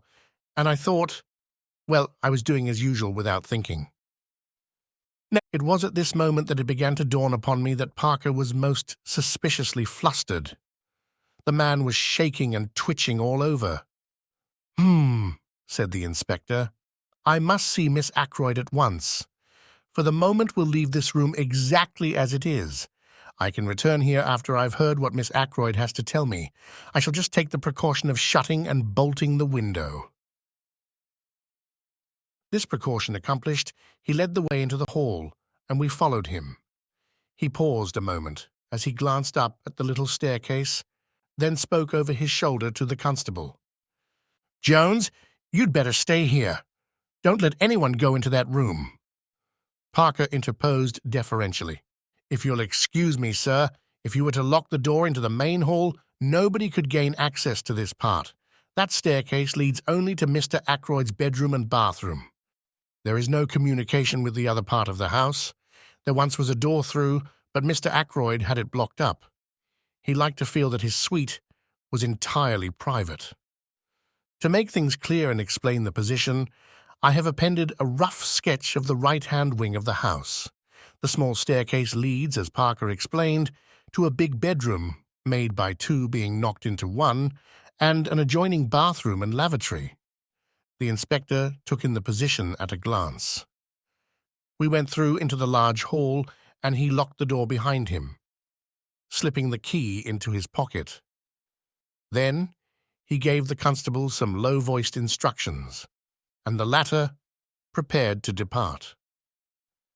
We must get busy on those shoe tracks, explained the inspector, but first of all I must have a word with Miss Ackroyd. She was the last person to see her uncle alive. Does she know yet? Raymond shook his head. Well, no need to tell her for another 5 minutes. She can answer my questions better, without being upset by knowing the truth about her uncle. Tell her there's been a burglary, and ask her if she would mind dressing and coming down to answer a few questions. It was Raymond who went upstairs on this errand. Miss Ackroyd will be down in a minute, he said when he returned. I told her just what you suggested. In less than 5 minutes, Flora descended the staircase. She was wrapped in a pale pink silk kimono. She looked anxious and excited. The inspector stepped forward. Good evening, Miss Ackroyd, he said civilly. We're afraid there's been an attempt at robbery, and we want you to help us. What's this room? The billiard room. Come in here and sit down. Flora sat down composedly on the wide divan which ran the length of the wall and looked up at the inspector. I don't quite understand. What has been stolen? What do you want me to tell you? It's just this, Miss Ackroyd. Parker here says you came out of your uncle's study at about 9:45. Is that right? Quite right, I'd been to say good night to him. And the time is correct? Well, it must have been about then. I can't say exactly. It might have been later. Was your uncle alone, or was there anyone with him? He was alone. Dr. Sheppard had gone. Did you happen to notice whether the window was open or shut? Flora shook her head. I can't say. The curtains were drawn. Exactly. And your uncle seemed quite as usual.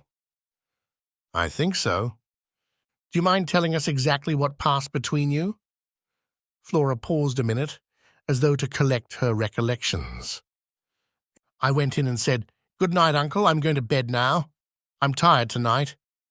He gave a sort of grunt, and I went over and kissed him, and he said something about my looking nice in the frock I had on, and then he told me to run away as he was busy. So I went. Did he ask specially not to be disturbed? Oh, yes, I forgot. He said, Tell Parker I don't want anything more tonight, and that he's not to disturb me. I met Parker just outside the door and gave him Uncle's message. Just so, said the inspector. Won't you tell me what it is that has been stolen? We're not quite certain, said the inspector, hesitatingly. A wide look of alarm came into the girl's eyes. She started up. What is it? You're hiding something from me? Moving in his usual unobtrusive manner, Hector Blunt came between her and the inspector. She half stretched out her hand, and he took it in both of his, patting it as though she were a very small child, and she turned to him as though something in his stolid, rock-like demeanor promised comfort and safety. It's bad news, Flora, he said quietly. Bad news for all of us. Your Uncle Roger— Yes? It will be a shock to you. Bound to be. Poor Roger's dead. Flora drew away from him, her eyes dilating with horror. When? She whispered. When? Very soon after you left him, I'm afraid, said Blunt gravely. Flora raised her hand to her throat, gave a little cry, and I hurried to catch her as she fell. She had fainted, and Blunt and I carried her upstairs and laid her on her bed.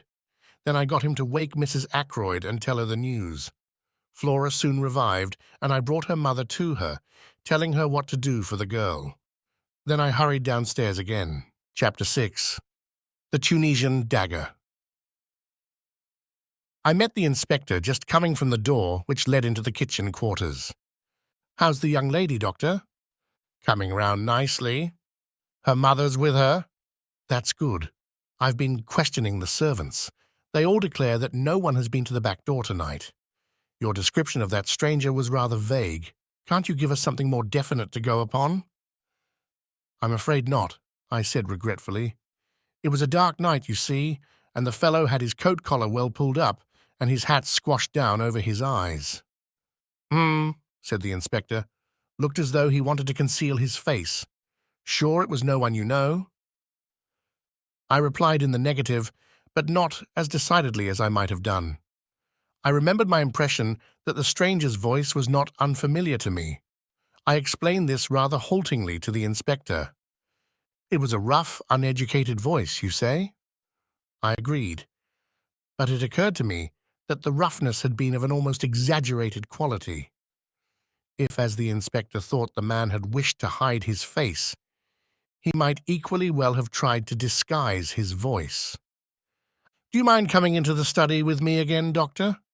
There are one or two things I want to ask you. I acquiesced. Inspector Davis unlocked the door of the lobby. We passed through, and he locked the door again behind him. We don't want to be disturbed, he said grimly. And we don't want any eavesdropping either. What's all this about blackmail? Blackmail? I exclaimed, very much startled. Is it an effort of Parker's imagination, or is there something in it? If Parker heard anything about blackmail, I said slowly, he must have been listening outside this door with his ear glued against the keyhole. Davis nodded. Nothing more likely. You see, I've been instituting a few inquiries as to what Parker has been doing with himself this evening. To tell the truth, I didn't like his manner. The man knows something. When I began to question him, he got the wind up and plumped out some garbled story of blackmail. I took an instant decision. I'm rather glad you've brought the matter up, I said. I've been trying to decide whether to make a clean breast of things or not.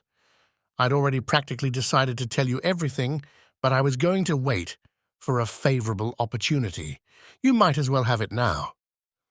And then and there, I narrated the whole events of the evening as I have set them down here.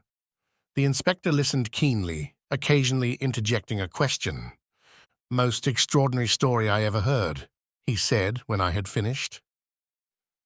And you say that letter has completely disappeared? It looks bad, it looks very bad indeed.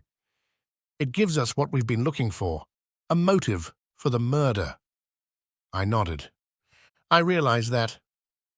You say that Mr. Ackroyd hinted at a suspicion he had that some member of his household was involved? Household's rather an elastic term. You don't think that Parker himself might be the man we're after? I suggested. It looks very like it. He was obviously listening at the door when you came out. Then Miss Ackroyd came across him, later bent on entering the study. Say he tried again when she was safely out of the way. He stabbed Ackroyd, locked the door on the inside, opened the window, and got out that way, and went round to a side door which he had previously left open. How's that? There's only one thing against it, I said slowly. If Ackroyd went on reading that letter as soon as I left, as he intended to do, I don't see him continuing to sit on here and turn things over in his mind for another hour. He'd have had Parker in at once, accused him then and there, and there would have been a fine old uproar. Remember, Ackroyd was a man of choleric temper. Mightn't have had time to go on with the letter just then, suggested the inspector. We know someone was with him at 9:30. If that visitor turned up as soon as you left and after he went, Miss Ackroyd came in to say good night. Well, he wouldn't be able to go on with the letter until close upon 10 o'clock. And the telephone call? Parker sent that all right, perhaps before he thought of the locked door and open window. Then he changed his mind, or got in a panic, and decided to deny all knowledge of it. That was it, depend upon it. Yes, I said rather doubtfully. Anyway, we can find out the truth about the telephone call from the exchange. If it was put through from here, I don't see how anyone else but Parker could have sent it. Depend upon it, he's our man. But keep it dark. We don't want to alarm him just yet, till we've got all the evidence. I'll see to it he doesn't give us the slip. To all appearances, we'll be concentrating on your mysterious stranger.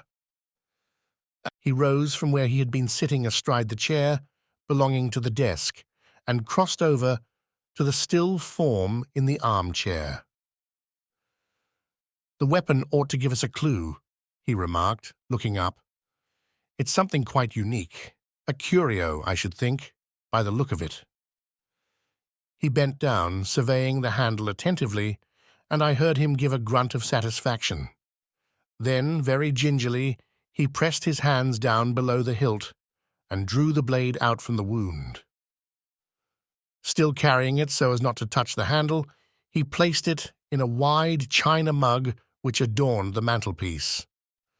Yes, he said, nodding at it, quite a work of art. There can't be many of them about. It was indeed a beautiful object, a narrow, tapering blade, and a hilt of elaborately intertwined metals of curious and careful workmanship. He touched the blade gingerly with his finger, testing its sharpness, and made an appreciative grimace. "Lord, what an edge!" he exclaimed. "A child could drive that into a man, as easy as cutting butter, a dangerous sort of toy to have about." "May I examine the body properly now?" I asked. He nodded. Go ahead. I made a thorough examination. Well, said the inspector when I had finished. I'll spare you the technical language, I said. We'll keep that for the inquest. The blow was delivered by a right-handed man standing behind him, and death must have been instantaneous. By the expression on the dead man's face, I should say that the blow was quite unexpected. He probably died without knowing who his assailant was. Butlers can creep about as soft-footed as cats, said Inspector Davis. There's not going to be much mystery about this crime. Take a look at the hilt of that dagger. I took the look. I dare say they're not apparent to you, but I can see them clearly enough. He lowered his voice. Fingerprints. He stood off a few steps to judge of his effect. Yes, I said mildly, I guess that. I do not see why I should be supposed to be totally devoid of intelligence. After all, I read detective stories in the newspapers and am a man of quite average ability. If there had been toe marks on the dagger handle now, that would have been quite a different thing. I would then have registered any amount of surprise and awe. I think the inspector was annoyed with me for declining to get thrilled. He picked up the china mug and invited me to accompany him to the billiard room. I want to see if Mr. Raymond can tell us anything about this dagger, he explained.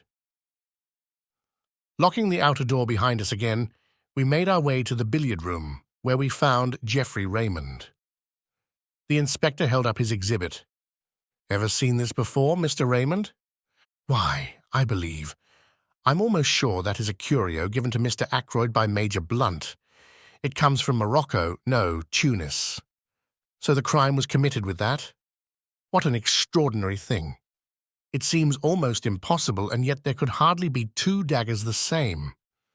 May I fetch Major Blunt? Without waiting for an answer, he hurried off. Nice young fellow that, said the inspector. Something honest and ingenuous about him. I agreed. In the 2 years that Geoffrey Raymond has been secretary to Ackroyd, I have never seen him ruffled or out of temper, and he has been, I know, a most efficient secretary. In a minute or two, Raymond returned, accompanied by Blunt. I was right, said Raymond excitedly. It is the Tunisian dagger. Major Blunt hasn't looked at it yet, objected the inspector. Saw it the moment I came into the study, said the quiet man. You recognized it then? Blunt nodded. You said nothing about it, said the inspector suspiciously. Wrong moment, said Blunt. Lot of harm done by blurting out things at the wrong time. He returned the inspector's stare placidly enough. The latter grunted at last and turned away. He brought the dagger over to Blunt. You're quite sure about it, sir? You identify it positively? Absolutely, no doubt whatever. Where was this, curio usually kept? Can you tell me that, sir? It was the secretary who answered. In the silver table in the drawing-room. What? I exclaimed. The others looked at me. Yes, doctor, said the inspector encouragingly. It's nothing. Yes, doctor, said the inspector again, still more encouragingly. It's so trivial, I explained apologetically, only that when I arrived last night for dinner, I heard the lid of the silver table being shut down in the drawing-room. I saw profound skepticism and a trace of suspicion on the inspector's countenance. How did you know it was the silver table lid? I was forced to explain in detail, a long, tedious explanation which I would infinitely rather not have had to make. The inspector heard me to the end. Was the dagger in its place when you were looking over the contents? He asked. I don't know, I said. I can't say I remember noticing it, but of course it may have been there all the time. We better get hold of the housekeeper, remarked the inspector, and pulled the bell. A few minutes later, Miss Russell, summoned by Parker, entered the room. I don't think I went near the silver table, she said, when the inspector had posed his question. I was looking to see that all the flowers were fresh. Oh, yes, I remember now.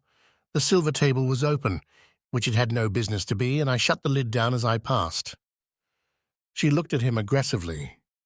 I see, said the inspector. Can you tell me if this dagger was in its place then? Miss Russell looked at the weapon composedly. "I can't say I'm sure," she replied. "I didn't stop to look. I knew the family would be down any minute, and I wanted to get away." "Thank you," said the inspector. There was just a trace of hesitation in his manner, as though he would have liked to question her further, but Miss Russell clearly accepted the words as a dismissal and glided from the room. "Rather a Tartar, I should fancy, eh?" said the inspector, looking after her. "Let me see. This silver table is in front of one of the windows, I think you said, Doctor?" Raymond answered for me. "Yes, the left-hand window." "And the window was open?" "They were both ajar." "Well, I don't think we need go into the question much further. Somebody, I'll just say somebody, could get that dagger any time he liked, and exactly when he got it doesn't matter in the least. I'll be coming up in the morning with the chief constable, Mr. Raymond. Until then, I'll keep the key of that door. I want Colonel Melrose to see everything exactly as it is. I happen to know that he's dining out the other side of the county and, I believe, staying the night." We watched the inspector take up the jar. "I shall have to pack this carefully," he observed. "It's going to be an important piece of evidence in more ways than one." A few minutes later, as I came out of the billiard room with Raymond, the latter gave a low chuckle of amusement. I felt the pressure of his hand on my arm and followed the direction of his eyes. Inspector Davis seemed to be inviting Parker's opinion of a small pocket diary. "A little obvious," murmured my companion. "So, Parker is the suspect, is he? Shall we oblige Inspector Davis with a set of our fingerprints also?" He took 2 cards from the card tray, wiped them with his silk handkerchief, then handed one to me and took the other himself. Then, with a grin, he handed them to the police inspector.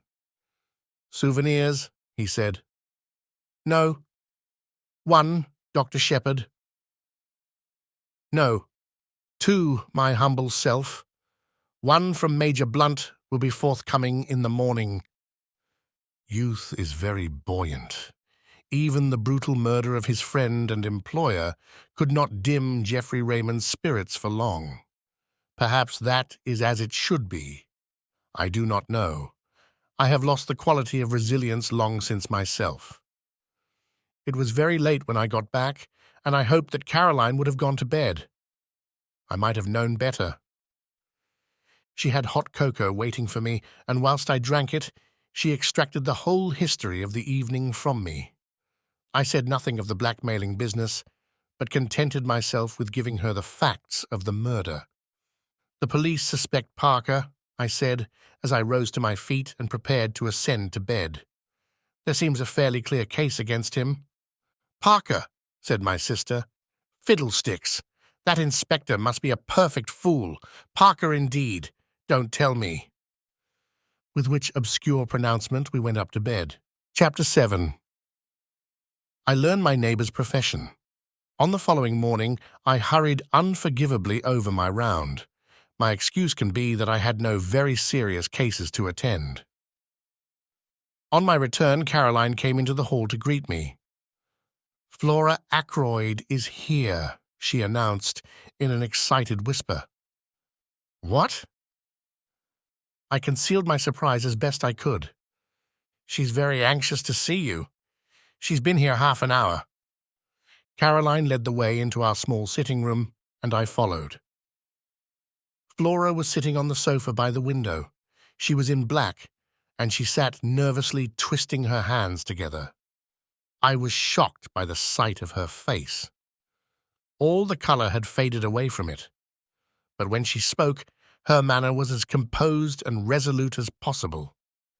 "Dr. Sheppard, I've come to ask you to help me." "Of course he'll help you, my dear," said Caroline. I don't think Flora really wished Caroline to be present at the interview. She would, I am sure, have infinitely preferred to speak to me privately. But she also wanted to waste no time, so she made the best of it. "I want you to come to the Larches with me." "The Larches?" I queried, surprised. "To see that funny little man?" exclaimed Caroline. "Yes. You know who he is, don't you?" "We fancied," I said, "that he might be a retired hairdresser." Flora's blue eyes opened very wide. Why, he's Hercule Poirot.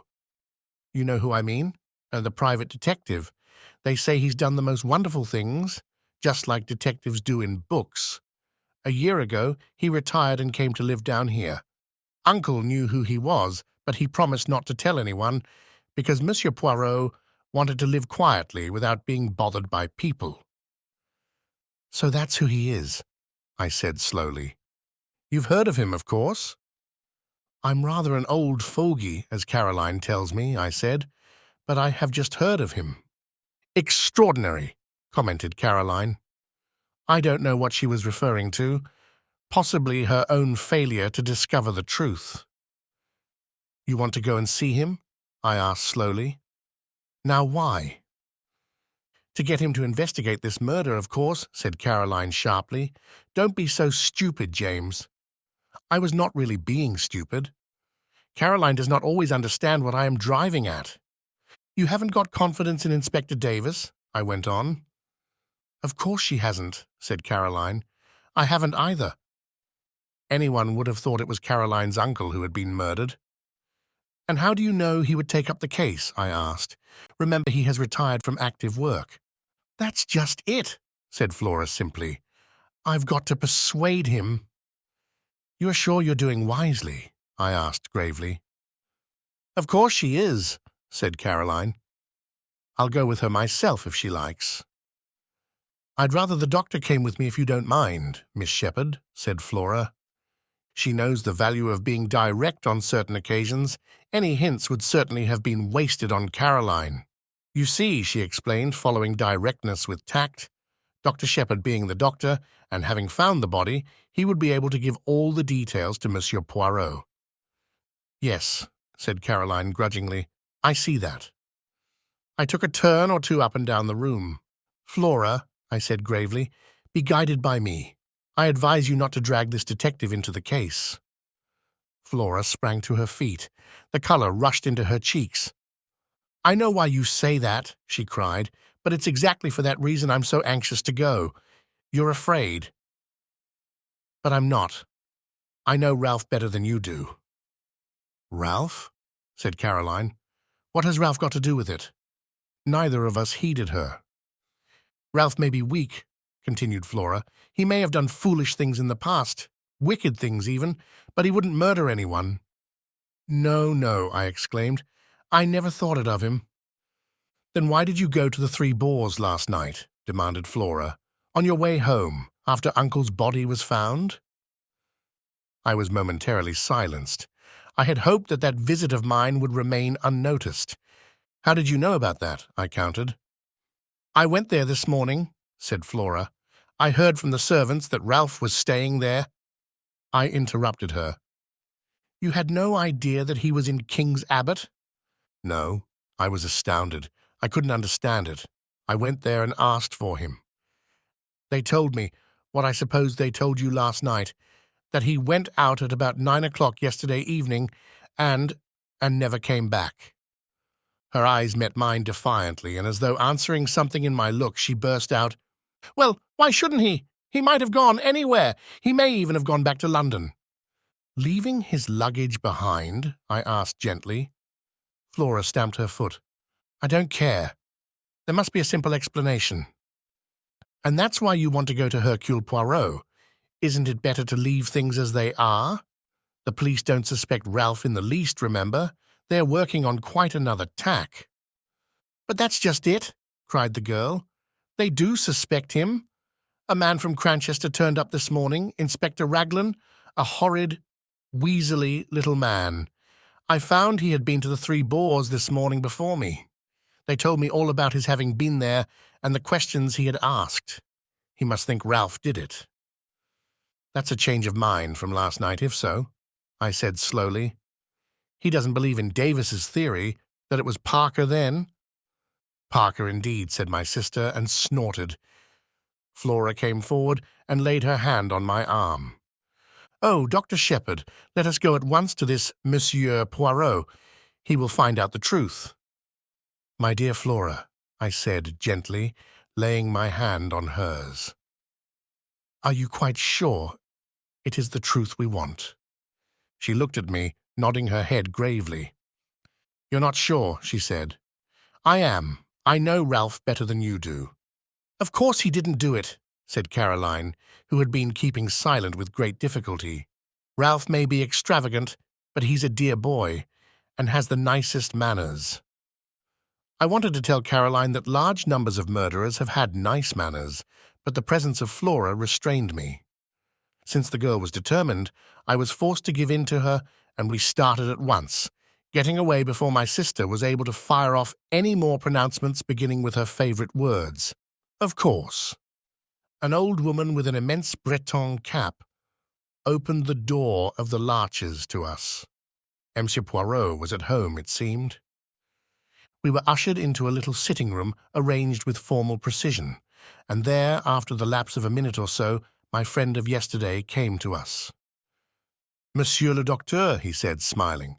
"Mademoiselle." He bowed to Flora. "Perhaps," I began, "you have heard of the tragedy which occurred last night." His face grew grave. "But certainly I have heard. It is horrible. I offer Mademoiselle all my sympathy. In what way can I serve you?" "Miss Ackroyd," I said, "wants you to find the murderer," said Flora in a clear voice. "I see," said the little man, "but the police will do that, will they not?" "They might make a mistake," said Flora. "They are on their way to make a mistake now, I think. Please, Monsieur Poirot, won't you help us? If it is a question of money—" Poirot held up his hand. "Not that, I beg of you, mademoiselle. Not that I do not care for money." His eyes showed a momentary twinkle. "Money, it means much to me, and always has done. No, if I go into this, you must understand one thing clearly. I shall go through with it to the end. The good dog. He does not leave the scent, remember. You may wish that, after all, you had left it to the local police." "I want the truth," said Flora, looking him straight in the eyes. "All the truth?" "All the truth." "Then I accept," said the little man quietly, "and I hope you will not regret those words. Now tell me all the circumstances." "Dr. Sheppard had better tell you," said Flora. "He knows more than I do." Thus enjoined, I plunged into a careful narrative embodying all the facts I have previously set down. Poirot listened carefully, inserting a question here and there, but for the most part sitting in silence, his eyes on the ceiling. I brought my story to a close with the departure of the inspector and myself from Fernley Park the previous night. "And now," said Flora as I finished, "tell him all about Ralph." I hesitated, but her imperious glance drove me on. "You went to this inn, this Three Boars, last night on your way home?" asked Poirot, as I brought my tale to a close. "Now exactly why was that?" I paused a moment to choose my words carefully. I thought someone ought to inform the young man of his uncle's death. It occurred to me after I had left Fernley that possibly no one but myself and Mr. Ackroyd were aware that he was staying in the village. Poirot nodded. "Quite so. That was your only motive in going there, eh?" "That was my only motive," I said stiffly. "It was not to, shall we say, reassure yourself about C.E. Junome?" "Reassure myself?" "I think, Monsieur le Docteur, that you know very well what I mean, though you pretend not to do so. I suggest that it would have been a relief to you if you had found that Captain Peyton had been at home all the evening." "Not at all," I said sharply. The little detective shook his head at me gravely. "You have not the trust in me of Miss Flora," he said. "But no matter. What we have to look at is this. Captain Peyton is missing under circumstances which call for an explanation. I will not hide from you that the matter looks grave. Still, it may admit of a perfectly simple explanation." "That's just what I keep saying," cried Flora eagerly. Poirot touched no more upon that theme. Instead, he suggested an immediate visit to the local police. He thought it better for Flora to return home, and for me to be the one to accompany him there and introduce him to the officer in charge of the case. We carried out this plan forthwith. We found Inspector Davis outside the police station looking very glum indeed. With him was Colonel Melrose, the chief constable, and another man whom, from Flora's description of Weasley, I had no difficulty in recognizing as Inspector Raglan from Cranchester. I know Melrose fairly well, and I introduced Poirot to him and explained the situation. The chief constable was clearly vexed, and Inspector Raglan looked as black as thunder. Davis, however, seemed slightly exhilarated by the sight of his superior officer's annoyance. "The case is going to be plain as a pikestaff," said Raglan. "Not the least need for amateurs to come butting in. You'd think any fool would have seen the way things were last night, and then we shouldn't have lost 12 hours.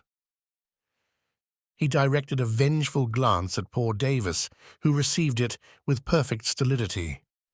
"Mr. Ackroyd's family must, of course, do what they see fit," said Colonel Melrose.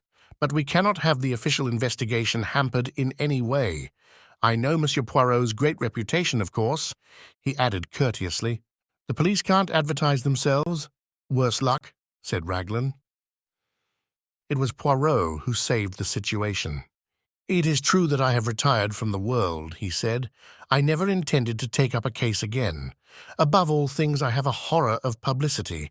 I must beg that in the case of my being able to contribute something to the solution of the mystery, my name may not be mentioned." Inspector Raglan's face lightened a little. "I've heard of some very remarkable successes of yours," observed the colonel, thawing. "I've had much experience," said Poirot quietly, "but most of my successes have been obtained by the aid of the police. I admire enormously your English police. If Inspector Raglan permits me to assist him, I shall be both honoured and flattered." The inspector's countenance became still more gracious. Colonel Melrose drew me aside.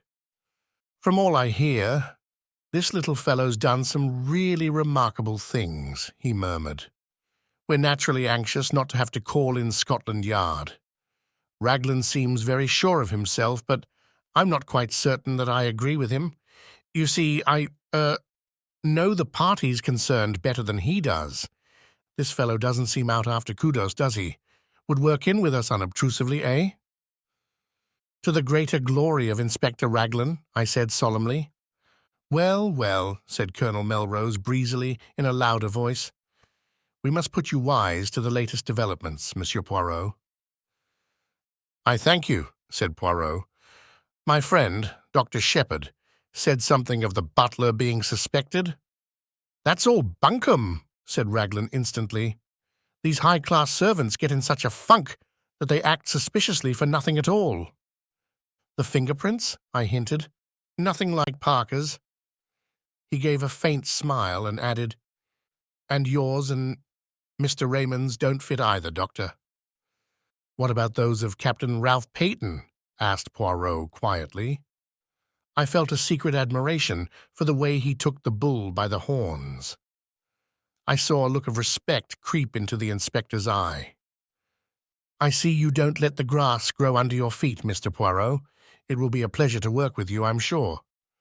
We're going to take that young gentleman's fingerprints as soon as we can lay hands upon him." "I can't help thinking you're mistaken, Inspector," said Colonel Melrose warmly. "I've known Ralph Patton from a boy upward. He'd never stoop to murder." "Maybe not," said the inspector tonelessly. "What have you got against him?" I asked. "Went out just on 9 o'clock last night. Was seen in neighbourhood of Fernley Park somewhere about 9:30. Not been seen since. Believed to be in serious money difficulties. I've got a pair of his shoes here. Shoes with rubber studs in them. He had 2 pairs almost exactly alike. I'm going up now to compare them with those footmarks. The constable is up there seeing that no one tampers with them."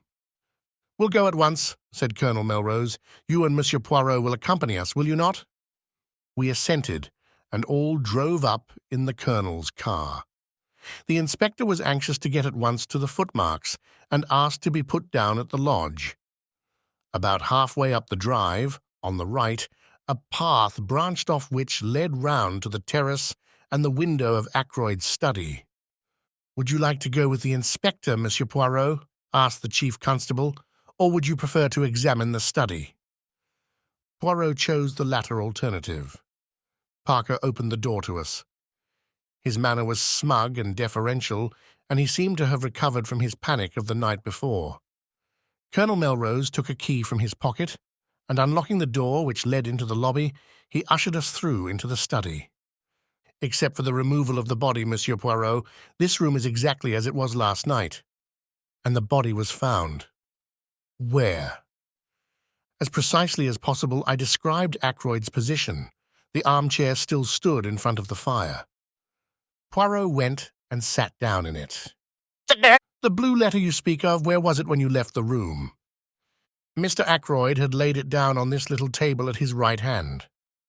Poirot nodded. "Except for that, everything was in its place?" "Yes, I think so."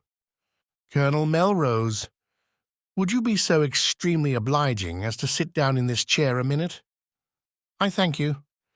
Now, Monsieur le Docteur, will you kindly indicate to me the exact position of the dagger?" I did so, whilst the little man stood in the doorway. "The hilt of the dagger was plainly visible from the door, then. Both you and Parker could see it at once." "Yes." Poirot went next to the window. "The electric light was on, of course, when you discovered the body?" he asked over his shoulder. I assented and joined him where he was studying the marks on the window-sill. "The rubber studs are the same pattern as those in Captain Peyton's shoes," he said quietly. Then he came back once more to the middle of the room.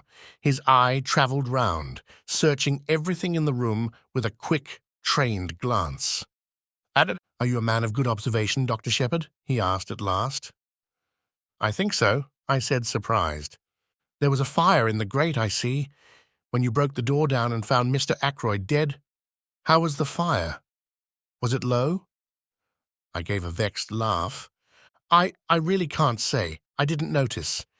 Perhaps Mr. Raymond or Major Blunt—" The little man opposite me shook his head with a faint smile. "One must always proceed with method. I made an error of judgment in asking you that question. To each man his own knowledge. You could tell me the details of the patient's appearance. Nothing there would escape you. If I wanted information about the papers on that desk, Mr. Raymond would have noticed anything there was to see. To find out about the fire, I must ask the man whose business it is to observe such things. You permit—" He moved swiftly to the fireplace and rang the bell. After a lapse of a minute or two, Parker appeared.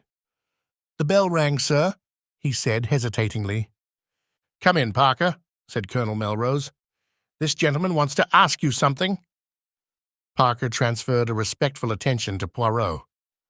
"Parker," said the little man, "when you broke down the door with Dr. Sheppard last night and found your master dead, what was the state of the fire?" Parker replied without a pause. "It had burned very low, sir. It was almost out." "Ah," said Poirot. The exclamation sounded almost triumphant. He went on, "Look round you, my good Parker. Is this room exactly as it was then?" The butler's eye swept round. It came to rest on the windows. "The curtains were drawn, sir, and the electric light was on." Poirot nodded approval. "Anything else?" "Yes, sir, this chair was drawn out a little more." He indicated a big grandfather chair to the left of the door, between it and the window. I append a plan of the room with the chair in question marked with an X. "Just show me," said Poirot. The butler drew the chair in question out a good 2 feet from the wall, turning it so that the seat faced the door. "Voilà ce qui est curieux," murmured Poirot. "No one would want to sit in a chair in such a position, I fancy. Now who pushed it back into place again, I wonder? Did you, my friend?" "No, sir," said Parker. "I was too upset with seeing the master and all." Poirot looked across at me. "Did you, Doctor?" I shook my head. "It was back in position when I arrived with the police, sir," put in Parker. "I'm sure of that." "Curious," said Poirot again. "Raymond or Blunt must have pushed it back," I suggested. "Surely it isn't important." "It is completely unimportant," said Poirot. "That is why it is so interesting," he added softly. "Excuse me a minute," said Colonel Melrose. He left the room with Parker. "Do you think Parker is speaking the truth?" I asked. "About the chair, yes. Otherwise I do not know." "You will find, Monsieur le Docteur, if you have much to do with cases of this kind, that they all resemble each other in one thing." "What is that?" I asked curiously. "Everyone concerned in them has something to hide." "Have I?" I asked, smiling. Poirot looked at me attentively. "I think you have," he said quietly. "But have you told me everything known to you about this young man, Peyton?" He smiled as I grew red. "Oh, do not fear. I will not press you. I shall learn it in good time." "I wish you'd tell me something of your methods," I said hastily, to cover my confusion. "The point about the fire, for instance?" "Oh, that was very simple. You leave Mr. Ackroyd at 10 minutes to 9, was it not?" "Yes, exactly, I should say." "The window is then closed and bolted, and the door unlocked. At 10:15, when the body is discovered, the door is locked and the window is open. Who opened it? Clearly only Mr. Ackroyd himself could have done so, and for one of two reasons. Either because the room became unbearably hot, but since the fire was nearly out, and there was a sharp drop in temperature last night, that cannot be the reason, or because he admitted someone that way. And if he admitted someone that way, it must have been someone well known to him, since he had previously shown himself uneasy on the subject of that same window." "It sounds very simple," I said. "Everything is simple if you arrange the facts methodically. We are concerned now with the personality of the person who was with him at 9:30 last night. Everything goes to show that that was the individual admitted by the window, and though Mr. Ackroyd was seen alive later by Miss Flora, we cannot approach a solution of the mystery until we know who that visitor was. The window may have been left open after his departure, and so afforded entrance to the murderer, or the same person may have returned a second time." "Ah! Here is the Colonel who returns." Colonel Melrose entered with an animated manner. "That telephone call has been traced at last," he said. "It did not come from here. It was put through to Dr. Sheppard at 10:15 last night from a public call office at King's Abbot Station. And at 10:23 the night mail leaves for Liverpool." Chapter 8. Inspector Raglan is confident. We looked at each other. "You'll have inquiries made at the station, of course," I said. "Naturally, but I'm not over-sanguine as to the result. You know what that station is like?" I did. King's Abbot is a mere village, but its station happens to be an important junction. Most of the big expresses stop there, and trains are shunted, resorted, and made up. It has 2 or 3 public telephone boxes. At that time of night, 3 local trains come in close upon each other to catch the connection with the express for the north, which comes in at 10:19 and leaves at 10:23. The whole place is in a bustle, and the chances of one particular person being noticed telephoning or getting into the express are very small indeed. "But why telephone at all?" demanded Melrose. "That is what I find so extraordinary. There seems no rhyme or reason in the thing." Poirot carefully straightened a china ornament on one of the bookcases. "Be sure there was a reason," he said over his shoulder. "But what reason could it be? When we know that, we shall know everything. This case is very curious and very interesting." There was something almost indescribable in the way he said those last words. I felt that he was looking at the case from some peculiar angle of his own, and what he saw I could not tell. He went to the window and stood there, looking out. "You say it was 9 o'clock, Dr. Sheppard, when you met this stranger outside the gate?" He asked the question without turning round. "Yes," I replied. I heard the church clock chime the hour. And how long would it take him to reach the house, to reach this window, for instance? 5 minutes at the outside. 2 or 3 minutes only if he took the path at the right of the drive and came straight here. But to do that, he would have to know the way. How can I explain myself? It would mean that he had been here before, that he knew his surroundings. "That is true," replied Colonel Melrose. "We could find out, doubtless, if Mr. Ackroyd had received any strangers during the past week." "Young Raymond could tell us that," I said. "Or Parker," suggested Colonel Melrose. "Ou tous les deux," suggested Poirot, smiling. Colonel Melrose went in search of Raymond, and I rang the bell once more for Parker. Colonel Melrose returned almost immediately, accompanied by the young secretary, whom he introduced to Poirot. Geoffrey Raymond was fresh and debonair as ever. He seemed surprised and delighted to make Poirot's acquaintance. "No idea you'd been living among us incognito, Monsieur Poirot," he said. "It will be a great privilege to watch you at work. Hello! What's this?" Poirot had been standing just to the left of the door.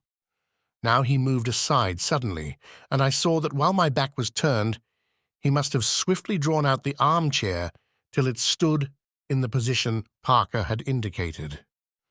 "Want me to sit in the chair whilst you take a blood test?" asked Raymond good-humouredly.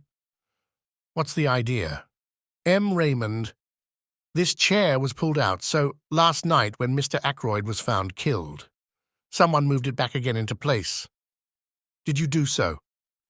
The secretary's reply came without a second's hesitation. "No, indeed I didn't. I don't even remember that it was in that position, but it must have been if you say so. Anyway, somebody else must have moved it back to its proper place. Have they destroyed a clue in doing so? Too bad." "It is of no consequence," said the detective. "Of no consequence whatever. What I really want to ask you is this, Monsieur Raymond. Did any stranger come to see Mr. Ackroyd during this past week?" The secretary reflected for a minute or two, knitting his brows, and during the pause, Parker appeared in answer to the bell. "No," said Raymond at last. "I can't remember anyone. Can you, Parker?" "I beg your pardon, sir? Any stranger coming to see Mr. Ackroyd this week?" The butler reflected for a minute or two. "There was the young man who came on Wednesday, sir," he said at last. "From Curtis and Trout, I understood he was." Raymond moved this aside with an impatient hand. "Oh, yes, I remember, but that is not the kind of stranger this gentleman means." He turned to Poirot. "Mr. Ackroyd had some idea of purchasing a dictaphone," he explained. "It would have enabled us to get through a lot more work in a limited time. The firm in question sent down their representative, but nothing came of it. Mr. Ackroyd did not make up his mind to purchase." Poirot turned to the butler. "Can you describe this young man to me, my good Parker?" "He was fair-haired, sir, and short, very neatly dressed in a blue serge suit. A very presentable young man, sir, for his station in life." Poirot turned to me.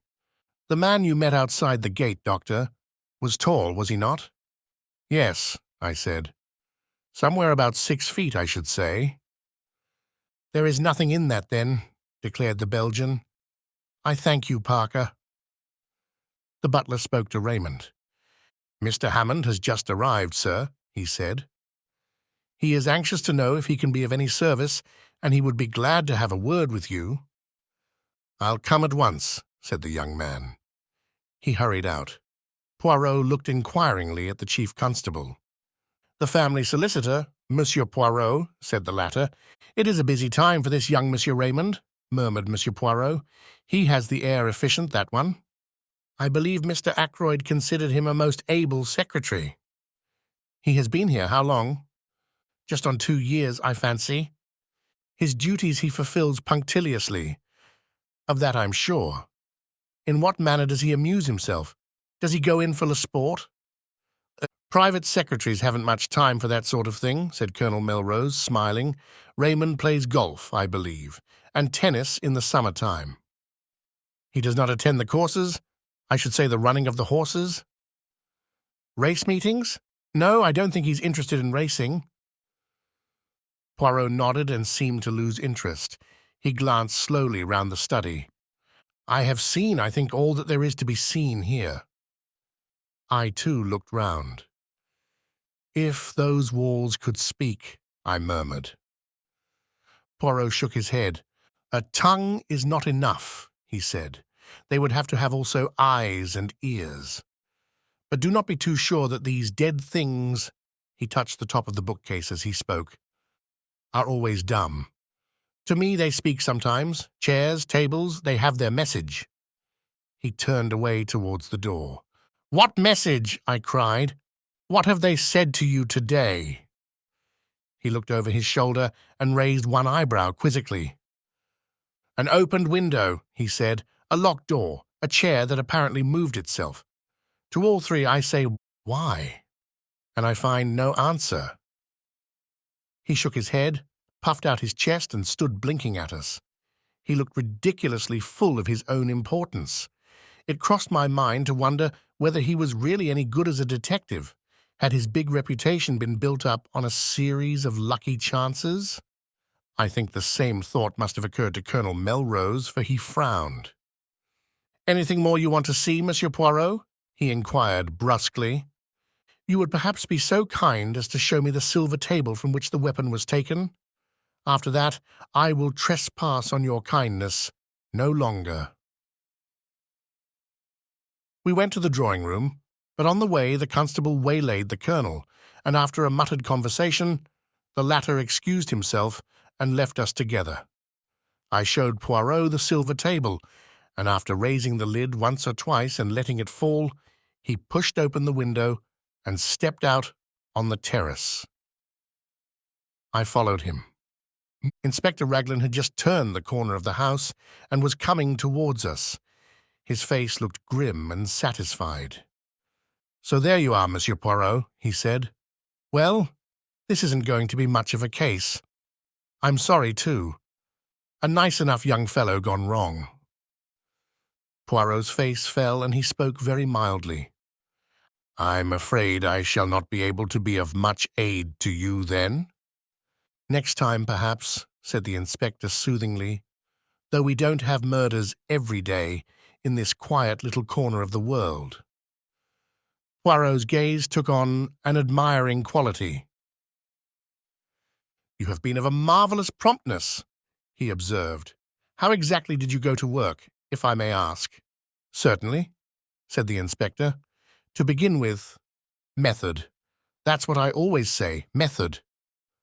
"Ah!" cried the other. "That, too, is my watchword. Method, order, and the little grey cells." "The cells?" said the inspector, staring. "The little grey cells of the brain," explained the Belgian. "Oh, of course. Well, we all use them, I suppose." "In a greater or lesser degree," murmured Poirot, "and there are, too, differences in quality. Then there is the psychology of a crime. One must study that." "Ah," said the inspector, "you've been bitten with all this psychoanalysis stuff? Now, I'm a plain man." "Mrs. Raglan would not agree, I am sure to that," said Poirot, making him a little bow. Inspector Raglan, a little taken aback, bowed. "You don't understand," he said, grinning broadly. "Lord, what a lot of difference language makes. I'm telling you how I set to work. First of all, method. Mr. Ackroyd was last seen alive at 9:45 by his niece, Miss Flora Ackroyd. That's fact number one, isn't it?" "If you say so." "Well, it is. At 10:30, the doctor here says that Mr. Ackroyd has been dead at least half an hour. You stick to that, doctor?" "Certainly," I said. "Half an hour longer." "Very good. That gives us exactly a quarter of an hour in which the crime must have been committed. I make a list of everyone in the house and work through it, setting down opposite their names where they were and what they were doing between the hour of 9:45 and 10 p.m. He handed a sheet of paper to Poirot. I read it over his shoulder. It ran as follows, written in a neat script. Major Blunt in billiard room with Mr. Raymond. Latter confirms. Mr. Raymond, billiard room. See above, Mrs. Ackroyd, 9.45 watching billiard match. Went up to bed, 9.55. Raymond and Blunt watched her up staircase. Miss Ackroyd went straight from her uncle's room upstairs. Confirmed by Parker, also housemaid, Elsie Dale. Servants, Parker. Went straight to butler's pantry. Confirmed by housekeeper Miss Russell, who came down to speak to him about something at 9.47 and remained at least 10 minutes. Miss Russell, as above. Spoke to housemaid Elsie Dale upstairs at 9.45. Ursula Bourne, parlourmaid. In her own room until 9.55. Then in servants' hall. Mrs. Cooper, cook, in servants' hall. Gladys Jones, second housemaid, in servants' hall. Elsie Dale, upstairs in bedroom, seen there by Miss Russell and Miss Flora Ackroyd. Mary Thripp, kitchen maid. Servants' hall. The cook has been here 7 years, the parlourmaid 18 months, and Parker just over a year. The others are new. Except for something fishy about Parker, they all seem quite all right. A very complete list, said Poirot, handing it back to him. I'm quite sure that Parker did not do the murder, he added gravely. So is my sister, I struck in, and she's usually right. Nobody paid any attention to my interpolation. That disposes pretty effectually of the household, continued the inspector. Now we come to a very grave point. The woman at the lodge, Mary Black, was pulling the curtains last night when she saw Ralph Peyton turn in at the gate and go up towards the house. She is sure of that? I asked sharply. Quite sure. She knows him well by sight. He went past very quickly and turned off by the path to the right, which is a short cut to the terrace. And what time was that? Asked Poirot, who had sat with an immovable face. Exactly 25 minutes past 9, said the inspector gravely. There was a silence. Then the inspector spoke again. It's all clear enough. It fits in without a flaw. At 25 minutes past 9, Captain Peyton is seen passing the lodge. At 9:30 or thereabouts, Mr. Geoffrey Raymond hears someone in here asking for money and Mr. Ackroyd refusing. What happens next? Captain Peyton leaves the same way, through the window. He walks along the terrace, angry and baffled. He comes to the open drawing-room window. Say it's now 9:45. Miss Flora Ackroyd is saying good-night to her uncle. Major Blunt, Mr. Raymond, and Mrs. Ackroyd are in the billiard room. The drawing-room is empty. He steals in, takes the dagger from the silver table, and returns to the study window. He slips off his shoes, climbs in, and, well, I don't need to go into details. Then he slips out again and goes off. Hadn't the nerve to go back to the inn. He makes for the station, rings up from there. Why? Said Poirot softly. I jumped at the interruption. The little man was leaning forward. His eyes shone with a queer green light.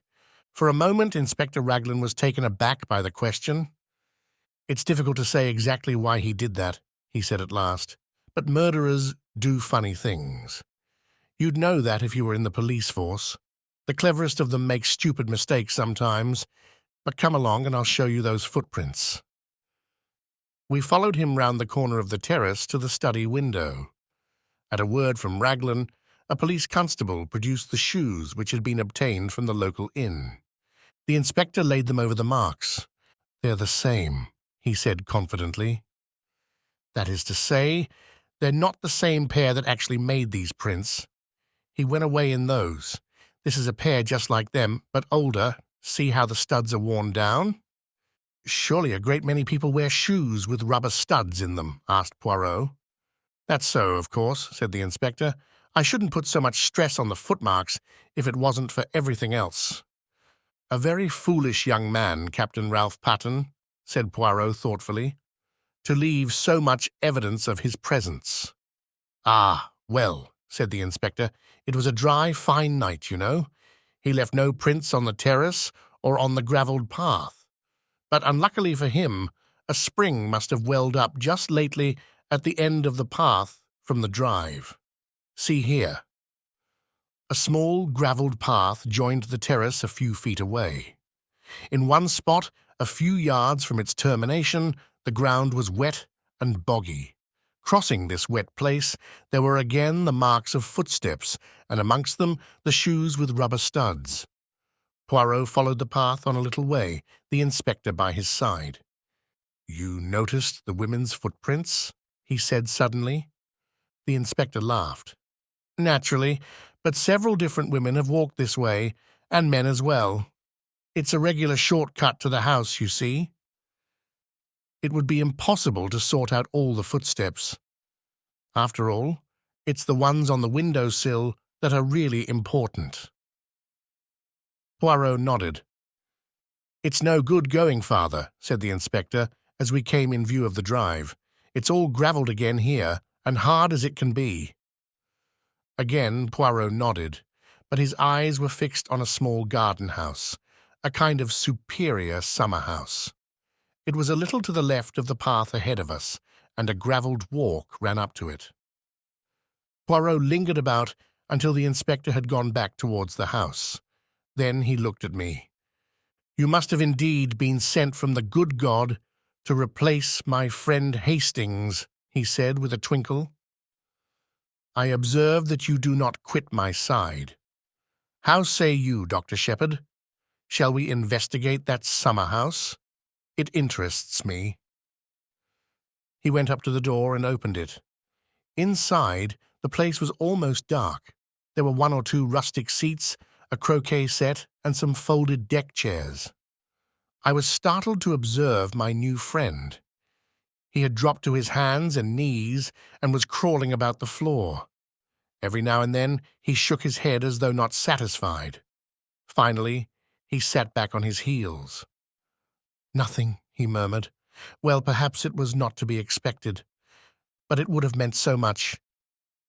He broke off, stiffening all over.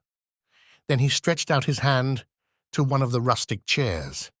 He detached something from one side of it. "What is it?" I cried. "What have you found?" He smiled, unclosing his hand so that I should see what lay in the palm of it. A scrap of stiff white cambric. I took it from him, looked at it curiously, and then handed it back. "What do you make of it, my friend?" he asked, eyeing me keenly. "A scrap torn from a handkerchief," I suggested, shrugging my shoulders. He made another dart and picked up a small quill, a goose quill by the look of it. "And that?" he cried triumphantly. "What do you make of that?" I only stared. He slipped the quill into his pocket and looked again at the scrap of white stuff. "A fragment of a handkerchief," he mused.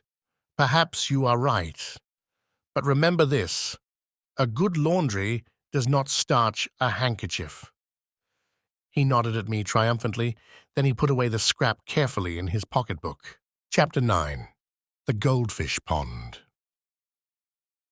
We walked back to the house together. There was no sign of the inspector. Poirot paused on the terrace and stood with his back to the house, slowly turning his head from side to side. "Une belle propriété," he said at last appreciatively. "Who inherits it?" His words gave me almost a shock. It is an odd thing, but until that moment, the question of inheritance had never come into my head. Poirot watched me keenly. "It is a new idea to you, that," he said at last. "You had not thought of it before, eh?" "No," I said, truthfully. "I wish I had." He looked at me again curiously. "I wonder just what you mean by that," he said thoughtfully. "Ah, no," as I was about to speak. "Inutile, you would not tell me your real thought." "Everyone has something to hide," I quoted, smiling. "Exactly." "You still believe that?" More than ever, my friend. But it is not easy to hide things from Hercule Poirot. He has a knack of finding out. He descended the steps of the Dutch garden as he spoke. "Let us walk a little," he said over his shoulder. "The air is pleasant today." I followed him. He led me down a path to the left enclosed in yew hedges. A walk led down the middle, bordered each side with formal flower beds, and at the end was a round paved recess with a seat and a pond of goldfish. Instead of pursuing the path to the end, Poirot took another, which wound up the side of a wooded slope. In one spot the trees had been cleared away, and a seat had been put.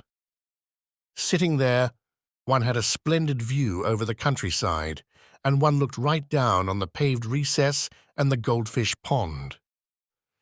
"England is very beautiful," said Poirot, his eyes straying over the prospect. Then he smiled. "And so are English girls," he said in a lower tone. "Hush, my friend, and look at the pretty picture below us." It was then that I saw Flora. She was moving along the path we had just left, and she was humming a little snatch of song. Her step was more dancing than walking, and in spite of her black dress, there was nothing but joy in her whole attitude.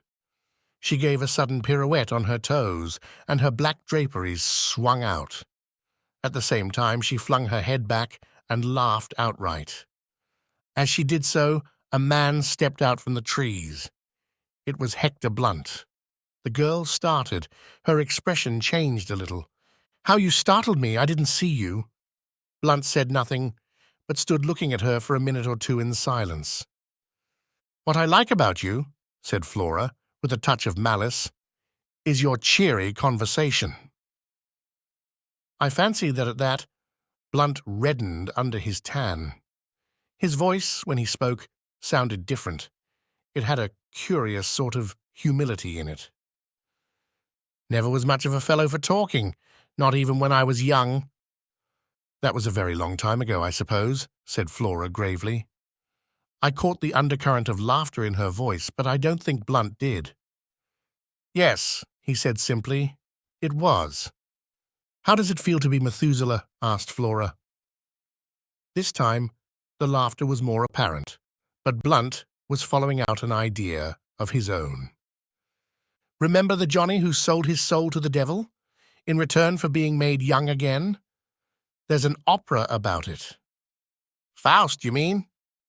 "That's the beggar. Rum story. Some of us would do it if we could." "Anyone would think you were creaking at the joints to hear you talk," cried Flora, half vexed, half amused. Blunt said nothing for a minute or two. Then he looked away from Flora into the middle distance and observed to an adjacent tree trunk that it was about time he got back to Africa. "Are you going on another expedition? Shooting things?" "Expect so. Usually do, you know. Shoot things, I mean." "You shot that head in the hall, didn't you?" Blunt nodded. Then he jerked out, going rather red as he did so. "Care for some decent skins any time? If so, I could get 'em for you." "Oh, please do," cried Flora. "Will you really? You won't forget?" "I shan't forget," said Hector Blunt. He added, in a sudden burst of communicativeness, "Huh! Time I went. I'm no good in this sort of life. Haven't got the manners for it. I'm a rough fellow, no use in society. Never remember the things one's expected to say. Yes, time I went." "But you're not going at once," cried Flora. Not while we're in all this trouble." "Oh, please.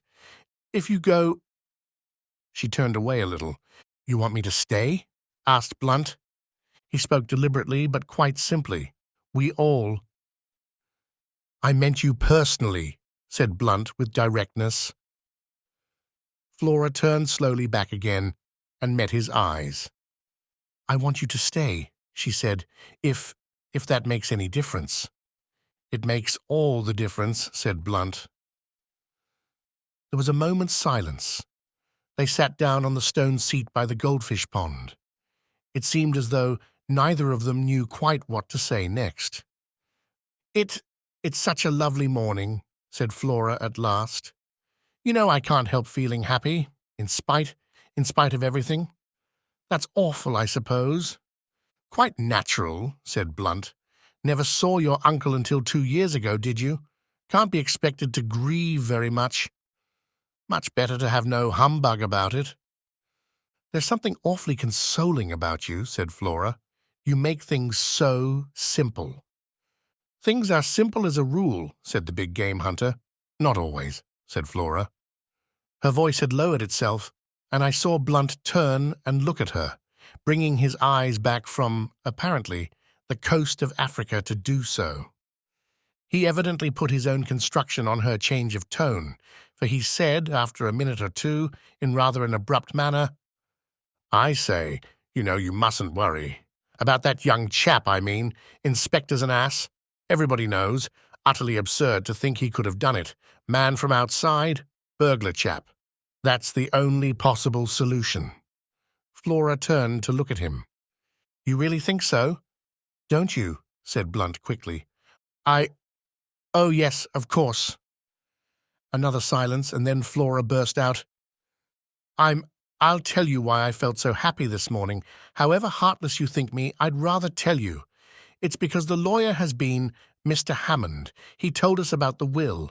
Uncle Roger has left me £20,000. Think of it, 20,000 beautiful pounds. Blunt looked surprised. "Does it mean so much to you?" "Mean much to me? Why, it's everything. Freedom, life, no more scheming and scraping and lying." "Lying?" said Blunt, sharply interrupting. Flora seemed taken aback for a minute. "You know what I mean," she said, uncertainly. "Pretending to be thankful for all the nasty cast-off things rich relations give you. Last year's coats and skirts and hats. Don't know much about ladies' clothes. Should have said you were always very well turned out." "It's cost me something, though," said Flora, in a low voice. "Don't let's talk of horrid things. I'm so happy. I'm free to do what I like, free not to—" She stopped suddenly. "Not to what?" asked Blunt quickly. "I forget now. Nothing important." Blunt had a stick in his hand and he thrust it into the pond, poking at something. "What are you doing, Major Blunt?" "There's something bright down there. Wondered what it was. Looks like a gold brooch. Now I've stirred up the mud and it's gone." "Perhaps it's a crown," suggested Flora, "like the one Melisande saw in the water." "Melisande," said Blunt reflectively. "She's in an opera, isn't she?" "Yes, you seem to know a lot about operas." "People take me sometimes," said Blunt sadly. "Funny idea of pleasure. Worse racket than the natives make with their tom-toms." Flora laughed. "I remember Melisande," continued Blunt. "Married an old chap old enough to be her father." He threw a small piece of flint into the goldfish pond. Then, with a change of manner, he turned to Flora. "Miss Ackroyd, can I do anything? About Peyton, I mean. I know how dreadfully anxious you must be." "Thank you," said Flora in a cold voice. "There is really nothing to be done. Ralph will be all right.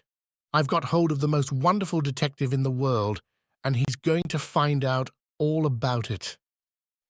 For some time I had felt uneasy as to our position. We were not exactly eavesdropping, since the two in the garden below had only to lift their heads to see us.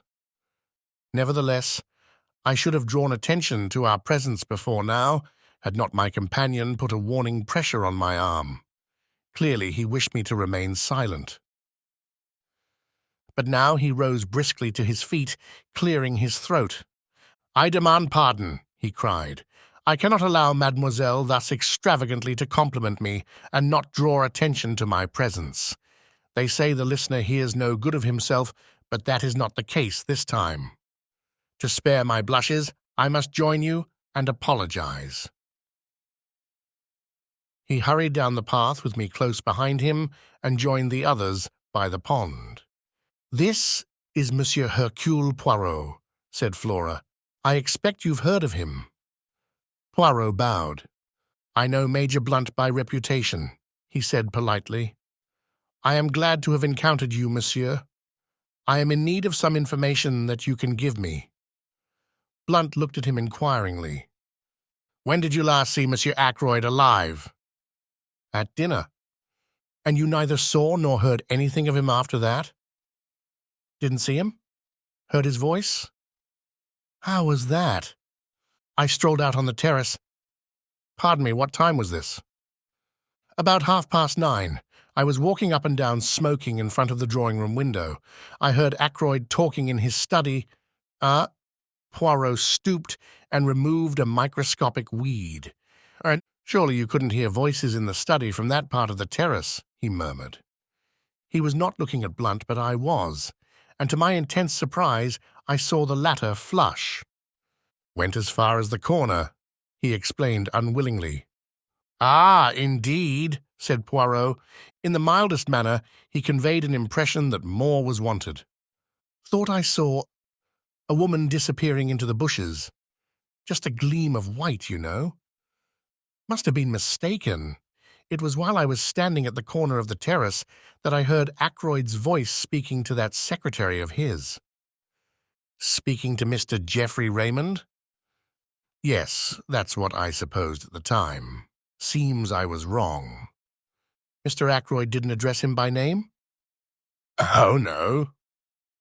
Then, if I may ask, why did you think— Farm, Blunt explained laboriously. I took it for granted that it would be Raymond, because he had said just before I came out that he was taking some papers to Ackroyd.